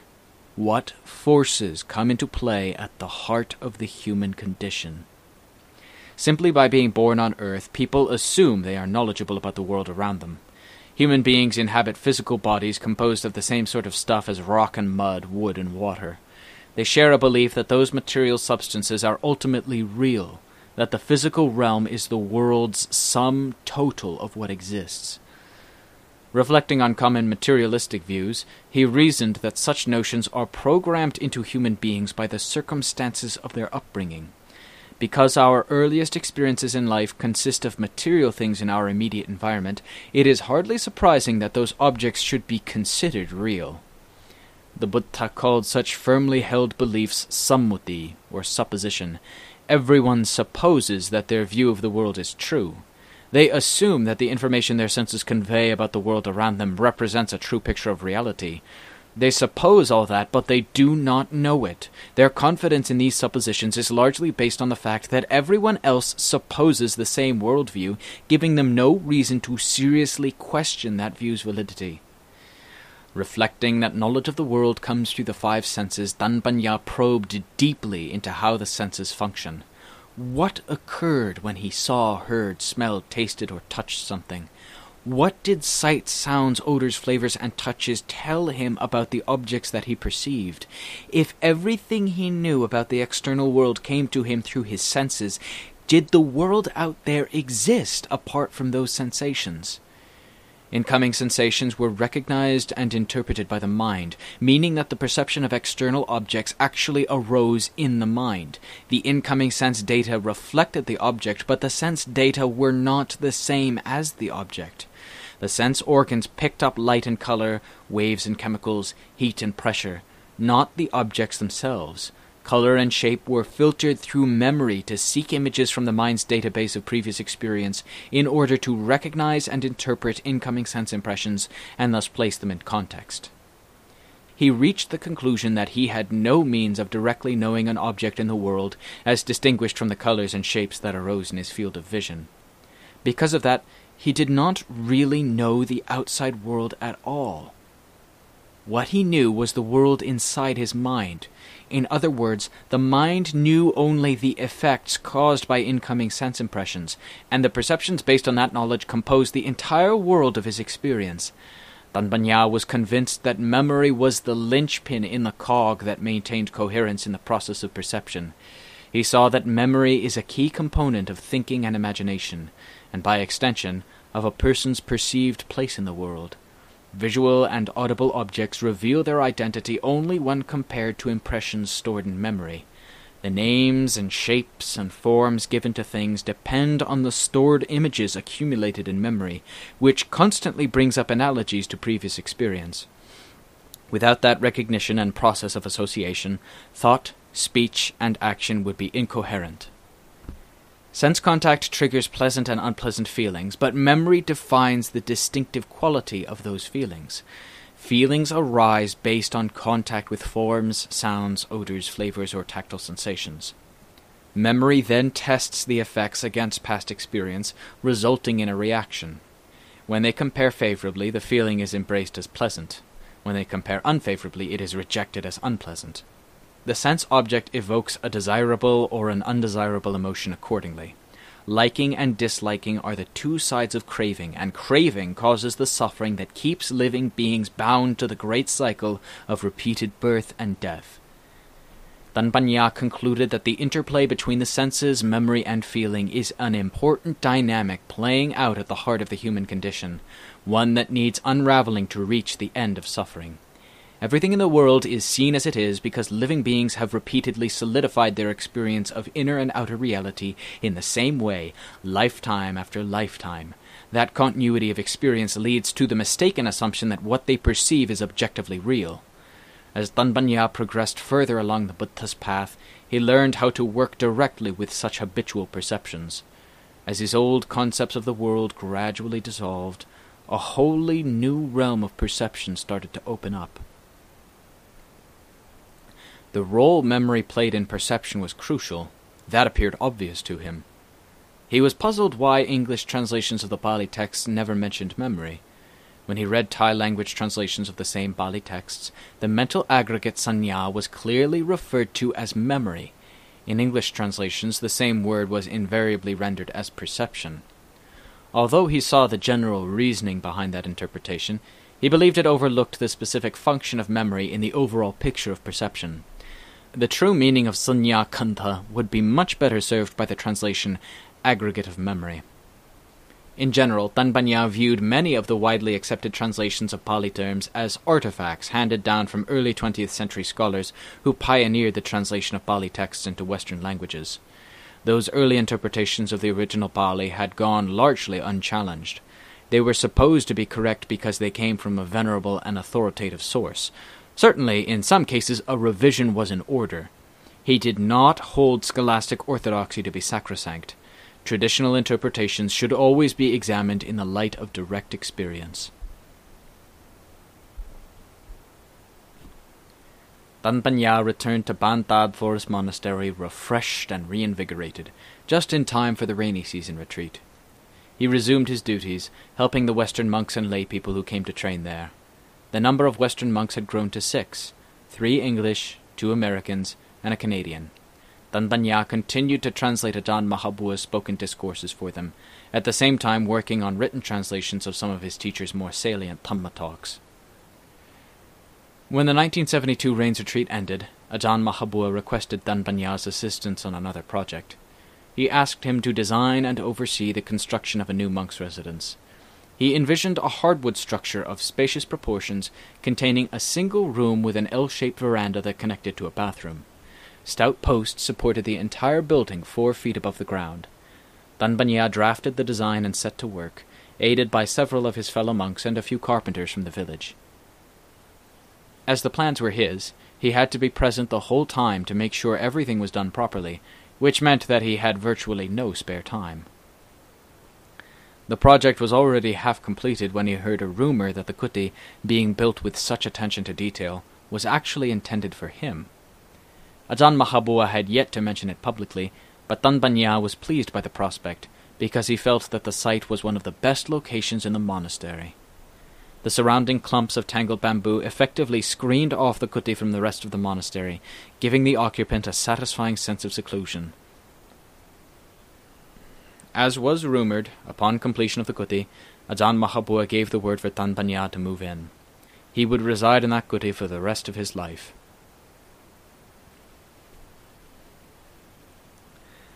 By the early 70s, an increasing number of Westerners, both monks and laypeople, were drawn to the Thai forest tradition, and many of them found their way to Bantad Forest Monastery. Through association with Tanbanya, Ajahn Mahabua was gaining notability among English Buddhists in particular. Some intrepid practitioners even journeyed all the way from England to do retreats at the monastery. Tanbanya felt a special responsibility to introduce them to the practices of the Thai forest tradition, which had reintroduced the ancient standards of Buddhist practice into contemporary monastic life. Accordingly, Tanbanya familiarized them with the fundamentals of forest living, moral discipline, and meditation as supporting principles in their search on the Buddha's path to enlightenment. Since the Buddha's time, monks have retreated into the depths of forests and mountains, seeking physical isolation to help them develop their meditation practices, so as to realize the truth to which the Buddha's teachings point. They lived a life of simplicity, austerity, and dedication. The forests and mountains became the practitioners' equivalent of academies of higher learning, where monks, thoroughly trained in the Dhamma, dedicated themselves to becoming a living expression of the Buddha's teachings, thus making those teachings their own. Because that period of independent study was carried out in the solitude of the forest, the Dhamma they realized in their hearts and shared with their disciples came to be known as Forest Dhamma. That ancient pathway was pristinely exemplified by forest teachers such as Ajahn Mahabua, whose mode of practice emphasized the union of discipline and wisdom to forge a powerful medium for achieving the goals of Buddhist practice. While pointing to the ineffable mysteries of the mind's pure essence, his teachings also gave his disciples down-to-earth, practical methods that guided them at every stage of the path up to the highest goals of Buddhist meditation. to capture the unique forest spirit of Ajahn Mahabua's Dhamma and spread it throughout the English-speaking world, Danbanya spent several years translating his teacher's recorded discourses. He put together a collection consisting of a select number of talks. When Danbanya finished translating a talk to be included in the collection, he would send the manuscript to England, where his supporters at the Hampshire Buddhist Society published it for free distribution. At first the talks were published serially, as individual booklets. In 1972, all 5 talks, plus his earlier translation of Wisdom Developed Samadhi, were published in a single volume, entitled Forest Dhamma. Danbanya received much encouragement and many invitations from Buddhists in England. Individuals and Buddhist organizations asked him on several occasions to return to England to establish a proper Sangha community. In attempts to persuade him, they offered all manner of huts, cabins, and rural farm retreats for his use. He received many interesting offers, and he weighed each of them with measured caution. Although he was always willing to discuss the possibilities, he was never quite satisfied with the long-term prospects of these generous proposals. He had not made a firm commitment to spending the rest of his life in Thailand, yet he felt a deep reluctance to abandon the security of his teacher for uncertain prospects back in his home country.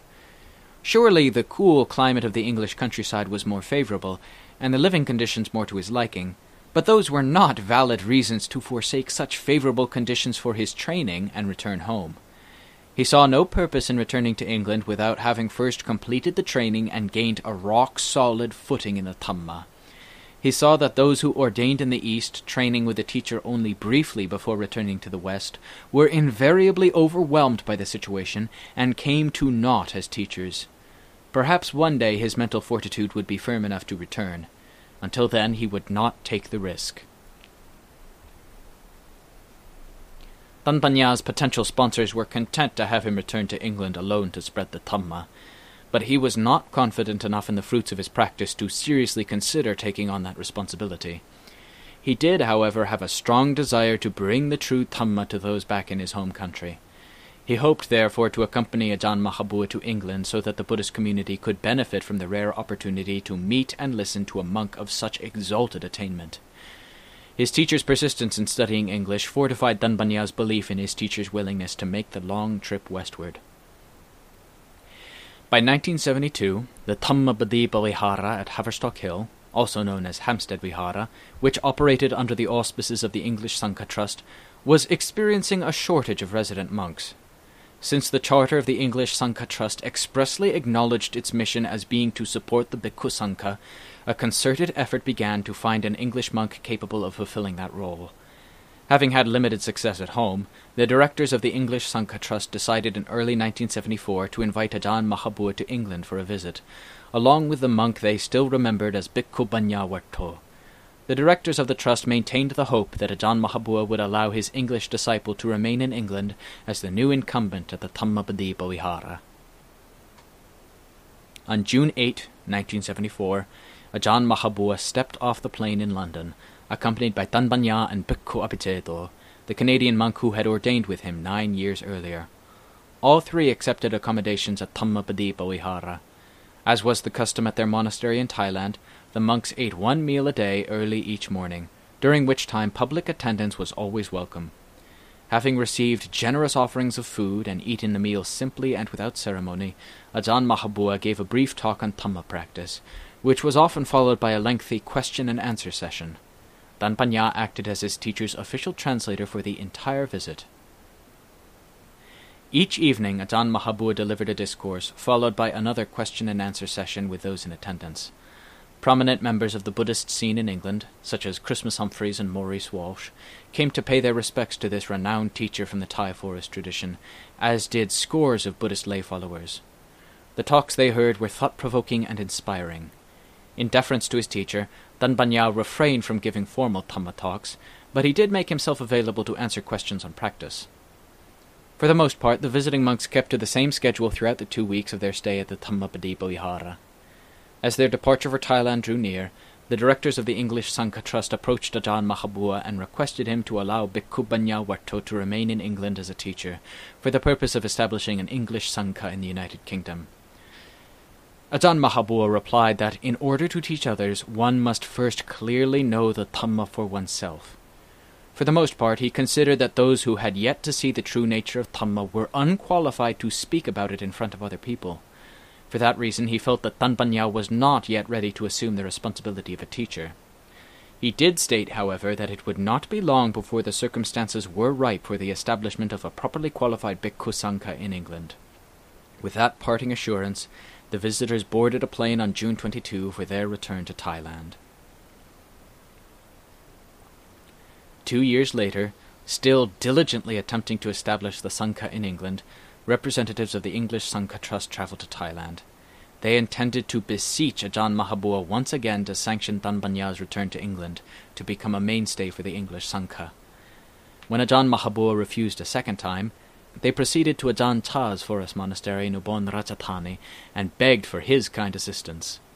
The result of that request marks the beginning of the story of the English Sangha up to the present day. After returning from England, Danpanya resumed in earnest the spiritual training that was his life's work. He was now 48 years old. In training the mind, the first requirement is to see directly and concretely how different aspects of the mind function in relation to the whole. By reflecting on the knowledge that he derived from listening to Ajahn Mahabua's teachings, and combining that with his personal meditation experience, Danpanya probed ever more deeply into the nature of the mind itself. Working skillfully with mindfulness and wisdom, the focus of his awareness sharpened and became more adaptable to the mind's ever-changing landscape. Ajahn Mahabua referred often to the one who knows, differentiating the knowing mind from the states of mind that arise and cease. Following the Thai vernacular, Danpanya began referring to the knowing mind as the Chitta. The Chitta represented the very nature of mind, its innermost essence, which is absolutely and always untouched by change or death. The mind's true nature is normally hidden beneath layers of defilements and the mental confusion of thoughts and emotions. Occasionally, Danpanya uncovered glimpses of that essential nature of mind through meditative insight, thus gaining a deeper understanding and a profound sense of freedom. Danpanya realized intuitively the importance of that stable, unchanging essence. It was evident in his practice that mental phenomena came and went, arising and ceasing continually, at almost electric speed. If our awareness of these phenomena were to arise and vanish simultaneously at the same speed, there would be no stable platform from which that mental activity could be known or perceived. The mind in its entirety would be nothing more than a chaotic sea of random mental events, with no reliable continuum of awareness to connect them into thoughts, concepts, and emotions. For the mind as a whole to function as it does, that platform must exist independently of all the changing phenomena that constitute mental activity. Transient mental states being the prerogative of the four mental aggregates, feeling, memory, thought, and consciousness, the knowing of them must take place outside of the sphere of their activity. However, Danpanya realized, that knowing nature was not pure or unblemished. It was permeated by corruptive elements, which distorted the view of the knower and the perception of what was known. The Buddha called these corrupting influences kilesas. Because one's knowing was corrupted from within by kilesas, one's knowledge of mental activity could not be trusted or true. Danpanya saw clearly that the real enemy was inside. The creator of trouble, the source of all suffering, the destroyer of joy and virtue existed inside of us.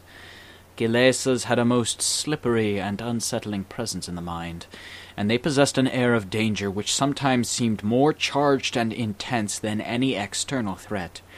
The Kilesas were cunning, greedy, hateful, and expert in the games of deception. Under their defiling influence, the chaotic, confused, and undisciplined mind again and again fell victim to death and rebirth. But what was it that died, and what was reborn? Danpanya's investigations returned to the Chitta, the innermost essence of mind.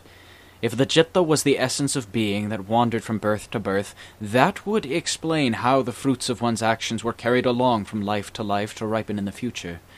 When corrupted by defilements, the Chitta manipulated the body and mind to plant the seeds of wholesome and unwholesome actions. It then reaped pleasure or pain as a consequence. The Chitta, in a sense, was the foundation of samsara, the round of repeated birth and death. Without the Chitta to create and store karmic actions and their consequences, samsara would have no basis, it could not exist. But though samsara needed the Chitta to exist, the Chitta did not depend on samsara in any way. The two could be separated by eliminating the cause of samsaric existence from the Chitta, freeing it to revert to its pure primordial knowing essence. That cause of continuing samsaric existence was none other than the defiling influence of the kilesas. For that reason, ridding the Chitta of the kilesas was the goal of the Buddha's path of practice. Reflections on the supreme goal led Danbanya to contemplate the truth of the term arahant. It was apparent to him that arahant referred to the Chitta that had been purified of defilements. The term only applied to a human being by means of that Chitta's transient association with a physical form. The mental and physical personality lived on as a result of past kamma, but the true arahant, the pure Chitta, had no form, no characteristics, and created no kamma.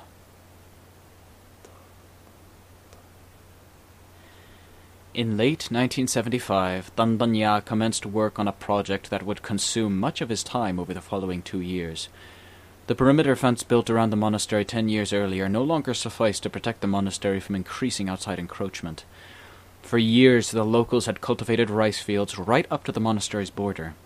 At the end of each year's harvest, they lit fires to burn off the dry stubble from their fields to prepare for ploughing and planting the following season. Those unattended fires regularly swept through the boundary fence and burned large tracts of forest inside the monastery. Resident monks were obliged to hastily form water brigades, often in the dark, as they ferried carts of water from the well in an often futile attempt to douse the flames. Beyond that, some of the more recalcitrant villagers had started trespassing on monastery grounds to hunt animals that lived within that sacred sanctuary. To prevent further damage to the monastery's tranquil environment, ardent lay supporters approached Ajahn Mahabua with an offer to fund the construction of an 8-foot-high concrete wall around the entire circumference of the compound. Ajahn Mahabua agreed on the condition that his engineer-in-chief, Danbanya, be put in charge of the entire project.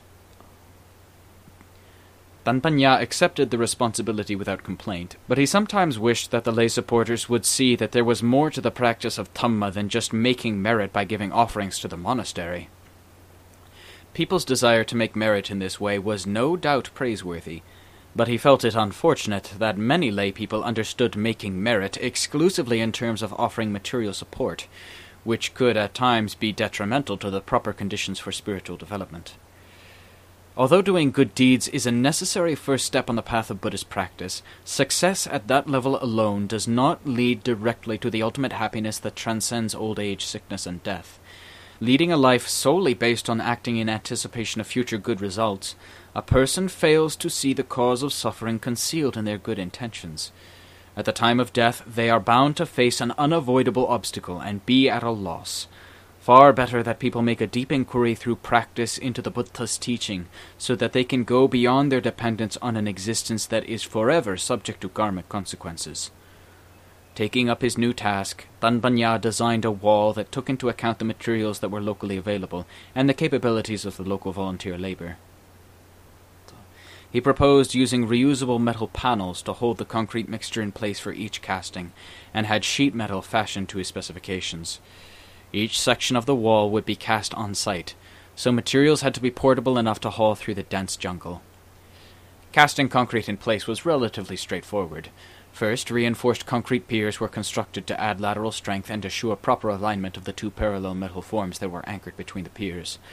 Once both form faces were tied together and braced, fresh concrete was poured into the forms. That completed one section of the perimeter wall. The concrete batches were mixed by hand on site. Sand, gravel, and cement were combined with water in a shallow hand-dug trough and stirred together by villagers wielding long-handled hoes. Other villagers hoisted the fresh slurry to the top of the metal forms in buckets and filled them from a height of 8 feet. Since the circumference of the monastery reached nearly 1.5 miles, a total of more than 700 sections was required to enclose the property. A tedious and exhausting project which took the better part of 2 years to complete.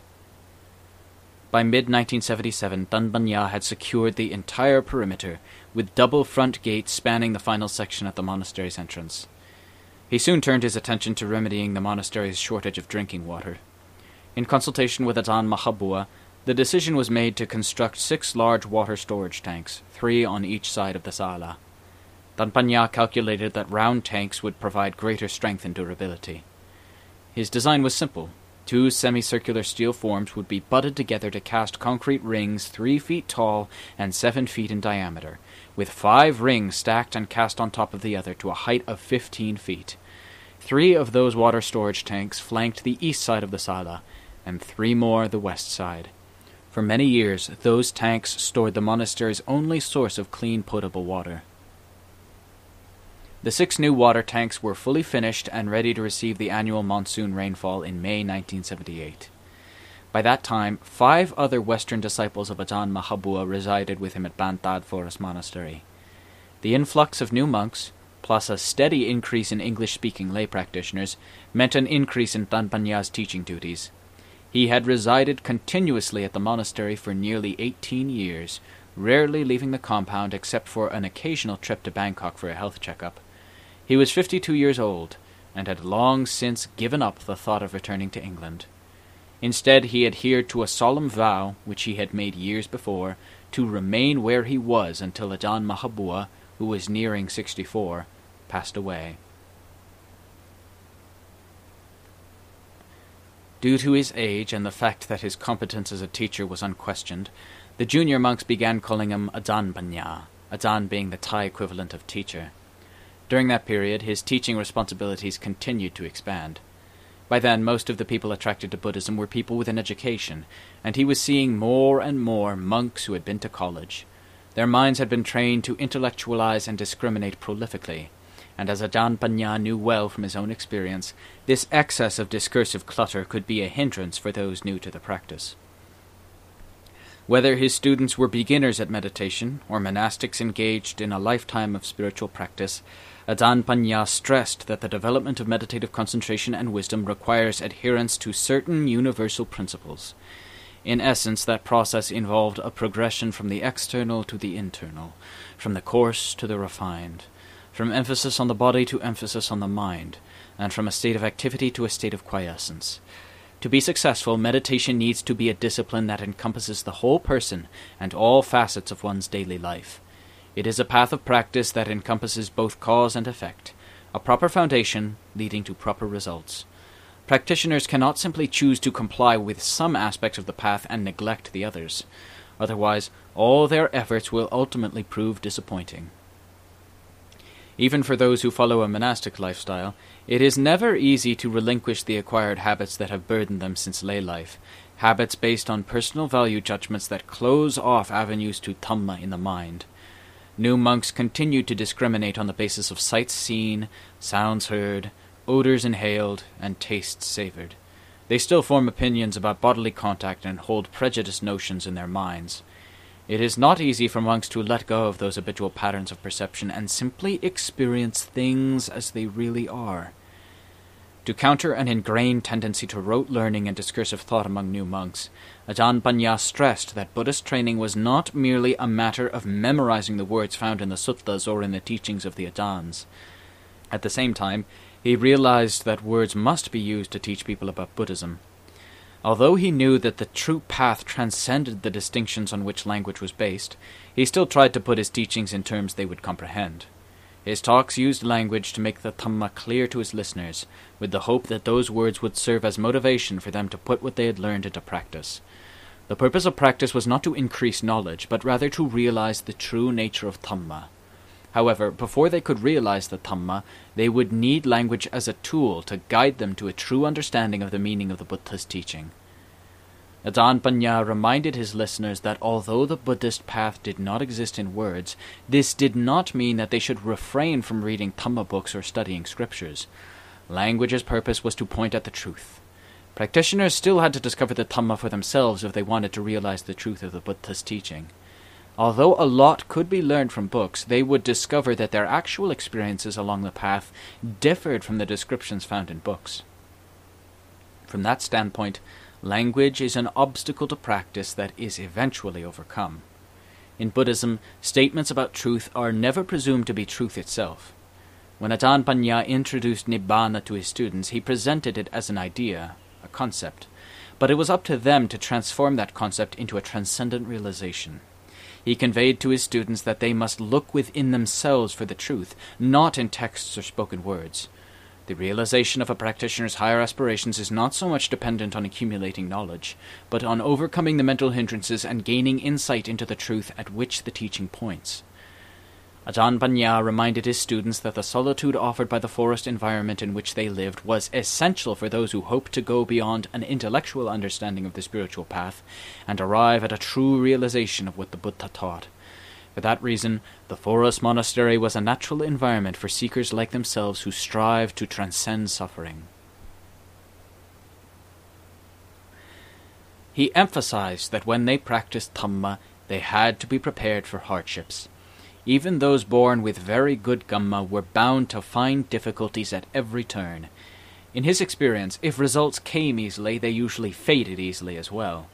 Understanding the true nature of Dhamma took a long time, and it required great determination to succeed. Those who cultivated Dhamma in the truest sense were few. Those who reached the highest realization were even fewer. Ajahn Panya impressed upon his students that the practice of wisdom covered a very broad range of mental phenomena.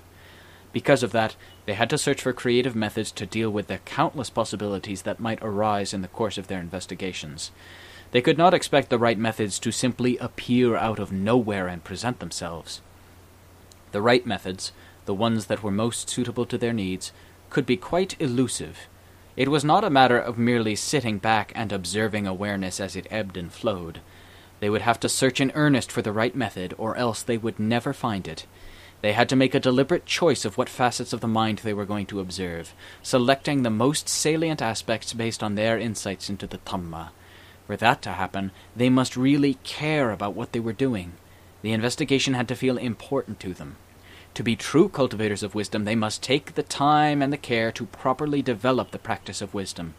If they did, the highest realization would not be beyond their reach. That was the gist of the general discourses Ajahn Panya gave to monks and lay practitioners alike. But he was keenly aware that people's temperaments and abilities differed widely.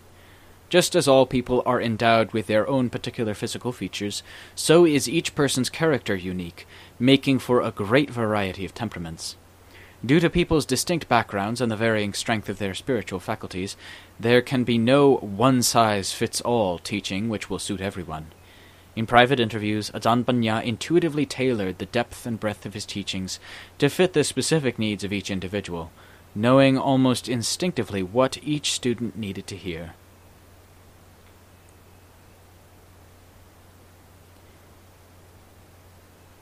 Supervising building projects had always taken a physical toll in his younger days, leaving Ajahn Panya little time for deep and sustained periods of meditation.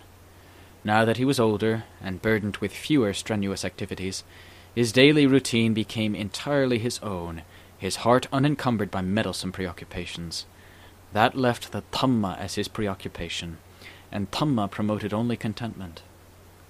Sitting peacefully in the solitude of his kuti, Ajahn Panya enjoyed doing small repair jobs and working alone. He had a knack for cleaning and repairing mechanical watches, a talent he had developed in his youth. Fellow monks fell into the habit of bringing him their ailing watches, and he quite selflessly worked on them without complaint. In the years since arriving at Bantad Forest Monastery, he had accepted hundreds of requests for cleaning and oiling, and occasionally for repairs, until he became somewhat of a craftsman in the art of watch mechanics. He took special care with watches because he knew that a speck of dust or a tiny strand of hair or lint could easily interfere with the precision of a watch's movement.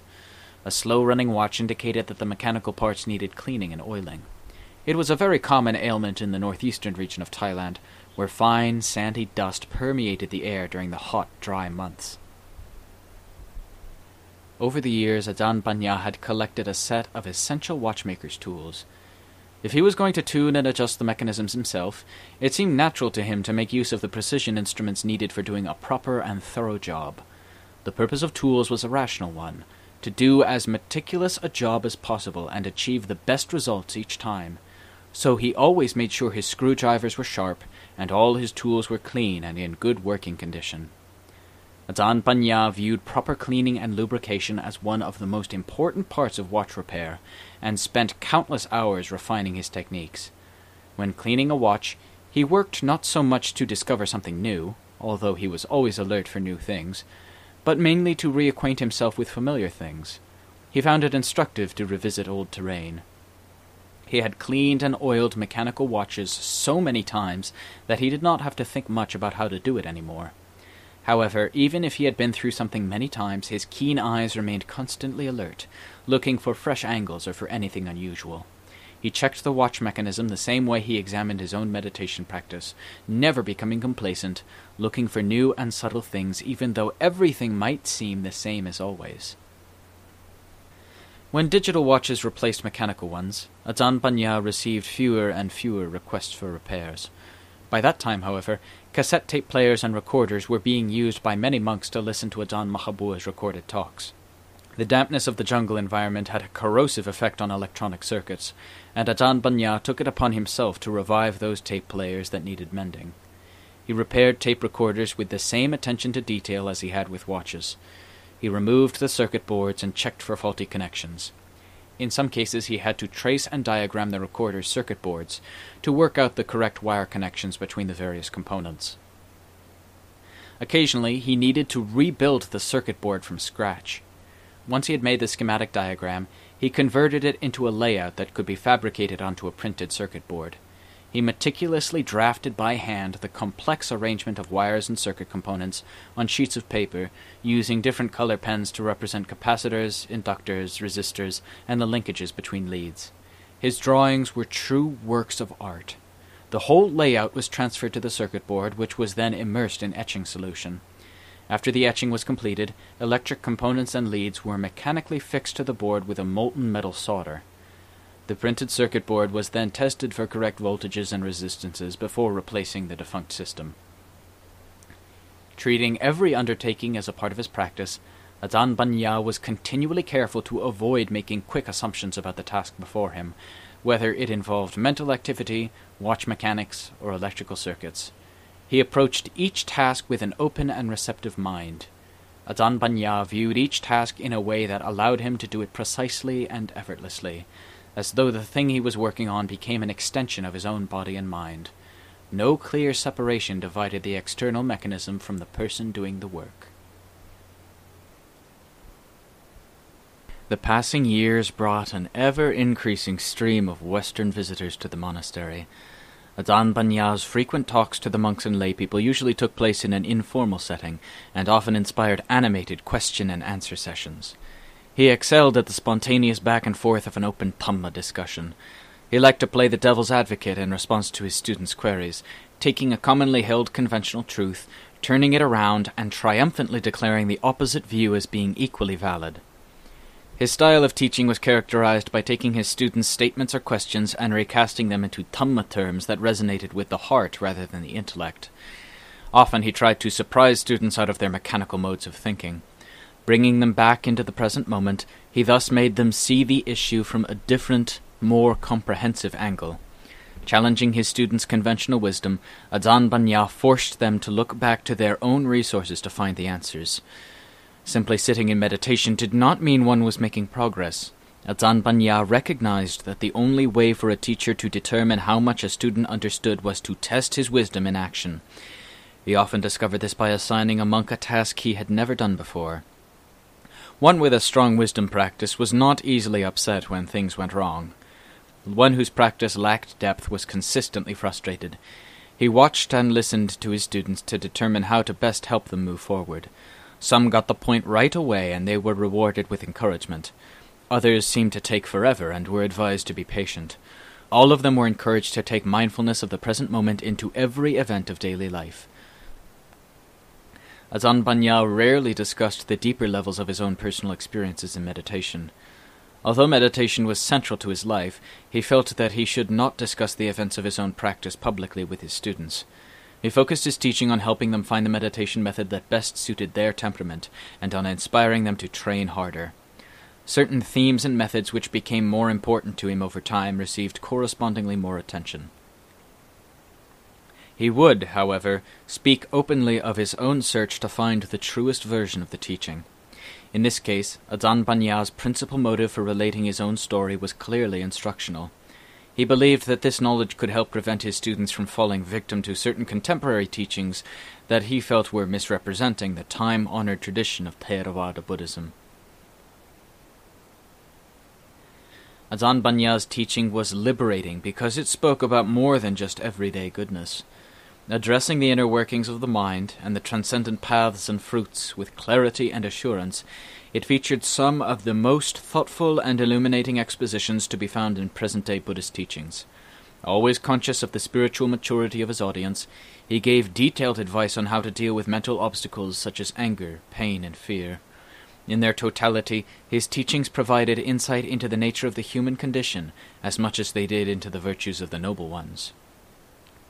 Due to Ajahn Mahabua's overwhelming popularity in the circle of Dhamma practice, Bantad Forest Monastery was soon transformed into a great center of Buddhist meditation. Monks and laity alike gravitated to the monastery in hopes of receiving instruction from a genuine master. The many Western monks who came to learn from Ajahn Mahabua were able to share wholeheartedly in that unique religious experience. Highly revered at home and abroad, Ajahn Mahabua remained actively engaged in teaching both monastics and lay practitioners, elucidating for them the fundamental principles of Buddhism and encouraging them to practice the same bold and incisive techniques that his teacher, Ajahn Mun, had so effectively used. Throughout that period of expansion, Ajahn Banya's expertise in the practical application of engineering know-how had allowed the monastic community to keep up with the changing times. From the outset, he was involved in almost every building project carried out at Bantad Forest Monastery, often designing the projects and overseeing their implementation himself. Ajahn Mahabua had so much faith in his wisdom and his engineering skills that he rarely questioned Ajahn Banya's judgment in those matters. Whether the engineering was electrical or mechanical, structural or electronic, he had mastered them all on his own initiative, and could apply them with a skill and grace that consistently amazed his fellow monks. The ease with which Bantad Forest Monastery developed from a simple forest monastery into a thriving monastic center is a testament to Ajahn Banya's ability to manage the monastery's resources while protecting its traditions and keeping its peaceful meditative environment intact. Aside from his chronically swollen foot and a host of lingering aches and ailments, Ajahn Banya's health remained predictably stable over the years. The hot and humid seasons took their toll on his physical vitality, but minor operations, on his foot, appendix, and prostate, did little to slow him down in old age. He appeared to be aging gracefully with unflagging vigor. Then, at the age of 77, in the monsoon days of September 2003, a routine blood test uncovered telltale traces of internal bleeding. A slow and almost imperceptible loss of blood was occurring somewhere within his body. By analyzing the blood count, the doctors measured the loss, but they could not pinpoint its location. Follow-up tests pointed to the colon as the most likely culprit. When a colonoscopy exam discovered a malignant growth at the upper end of Ajahn Banya's large intestine, the doctors insisted on operating immediately to remove the tumor. Ajahn Banya was not noticeably sick. In fact, he felt and appeared quite buoyant. If the doctors had not detected it through a blood test, he would not have suspected a problem. After a period of calm reflection, Ajahn Banya gratefully dismissed their offer of surgery, saying he preferred instead to treat the malignancy with traditional herbal medicines. A disciple of his at the monastery quickly arranged for the delivery of a potent Thai herbal remedy, which Ajahn Banya began ingesting immediately. Appearing unfazed by the urgency surrounding his condition, he carried on with his daily routine as if nothing out of the ordinary had happened. Convinced that the medicine was working, he traveled to Bangkok several months later to get a full checkup. An MRI scan found that the tumor had shrunk from its original length of 5 centimeters down to only 1 centimeter. The news was welcome and most encouraging. Ajahn Banya took the herbal concoction scrupulously for an additional 5 months. In early May 2004, He was admitted to the hospital for another colonoscopy. The results confirmed what he suspected, that the tumor had disappeared. No graphic evidence of it could be found. The upper colon appeared blessedly free of cancer. He seemed to be out of the woods. The question then arose, should he continue with the herbal medicine now that the treatment had proved successful?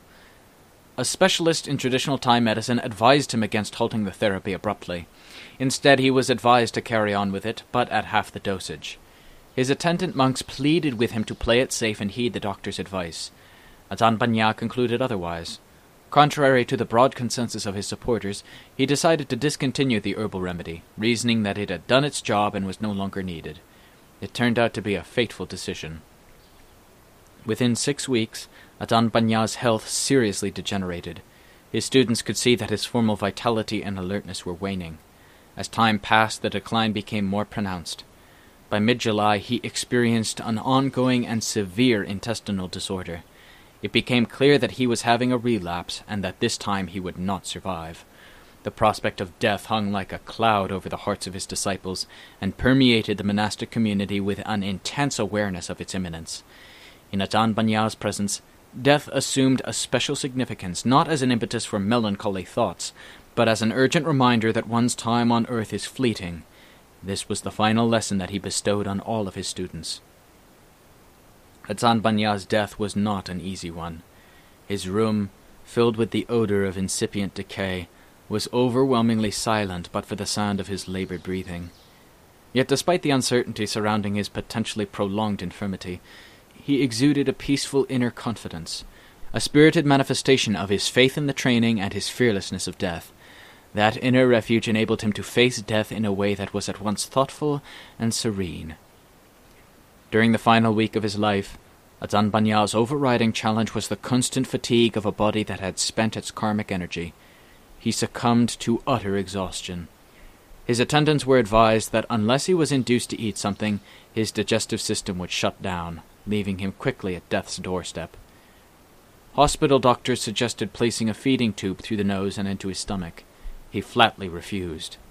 Lay supporters hastily arranged the preparation of flasks of soup and nutritious broths, which they offered in abundance each morning. But Ajahn Banya found it burdensome to force down even a few spoonfuls. Unable to eat, he gradually grew so weak that he could hardly manage even the simplest movements on his own.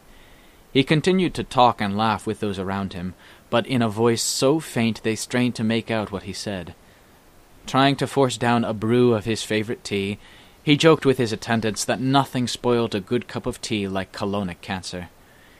When asked how he felt, he murmured softly that he felt no pain, only debilitating weakness. Several times the doctors offered to administer morphine, but his calm and quiet response was gently dismissive.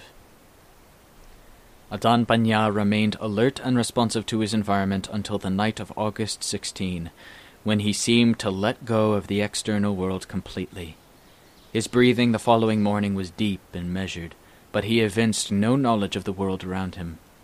Throughout that day and the final night, his breath became progressively shorter and shallower. By the early morning of August 18, his breathing was soft and smooth, but very frail. Soon it was barely discernible. Eventually, it became so faint that no one knew precisely when it stopped altogether. The monks attending to Ajahn Banya in his final hour estimated the time to be 8:30 a.m. Ajahn Banya's passing was more than simply the death of a good monk. His death was a display of the depth of his realization and the power of the teaching that he had come to embody.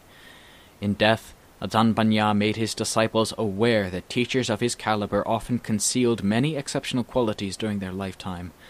Sometimes they showed them fully only at the moment of their death. Ajahn Banya's earnest conviction in the simplicity of a bhikkhu's life was evident from the mere handful of belongings that he left behind. Although born at a gold mine, gold was no different to him than dust. He never fell victim to fortune, fame, or worldly ambition. He did not have the reputation of a world-renowned teacher, a famous author, or an erudite scholar. Nor did he exhibit mystical powers, claim psychic encounters with devas, or remain in seclusion for lengthy periods. He simply demonstrated that the truth of the Lord Buddha's teaching was to be found at the very heart of one's being. With grace and humility, he shared his wisdom and his confidence in the power of Dhamma to help liberate the minds of his fellow human beings. On August 28, 10 days after his death, Ajahn Banya's bodily remains were cremated at Bantad Forest Monastery. A special funeral pyre, covered by an ornate Thai-style canopy, was constructed on a broad stretch of ground at the front of the monastery, near a spacious pavilion that was built for use on large and important occasions. However, the pavilion was not nearly spacious enough to contain the thousands of monks and the tens of thousands of Buddhist faithful who gathered from all over the country, as well as from abroad, to offer their last respects to the monk whose impeccable goodness had warmed the hearts of so many people. The ceremony took place on a bright, cloudless afternoon, a blessed and welcome change from the stifling heat of the ongoing monsoons. For a moment, as Ajahn Banya's casket was placed atop the funeral pyre, the whole crowd was still. Then an extraordinary occurrence attracted everyone's attention skyward. Against the clear blue sky shone a fiery white light from a blinding, seemingly boundless source. A diamond-bright heart radiating outwards and fading to a softly diffused, circular glow. Around this white diamond was a second circle, a ring of rainbow light with an outer border of luminous white down. It was the sun, resplendent in breathtaking purity, encircled by a magnificent rainbow which suffused the translucent, wispy clouds with a prismatic glow. This sudden apparition drew the gaze of the whole congregation and transfixed it on the heavens. A soft, amazed murmur passed through the crowd as the circular rainbow slowly dissipated and faded from view. Twice more during the course of the funeral ceremony, the natural elements conspired to conjure the same amazing phenomenon. It was as though the power of Ajahn Banya's spiritual attainment had induced this image to reflect the depth and subtlety of his virtue for all to witness. That vivid testimony to Ajahn Banya's profound spiritual awakening marked a supremely graceful conclusion to the life and practice of a monk whose kindness and humility radiated softly from his being to encompass the whole sentient universe.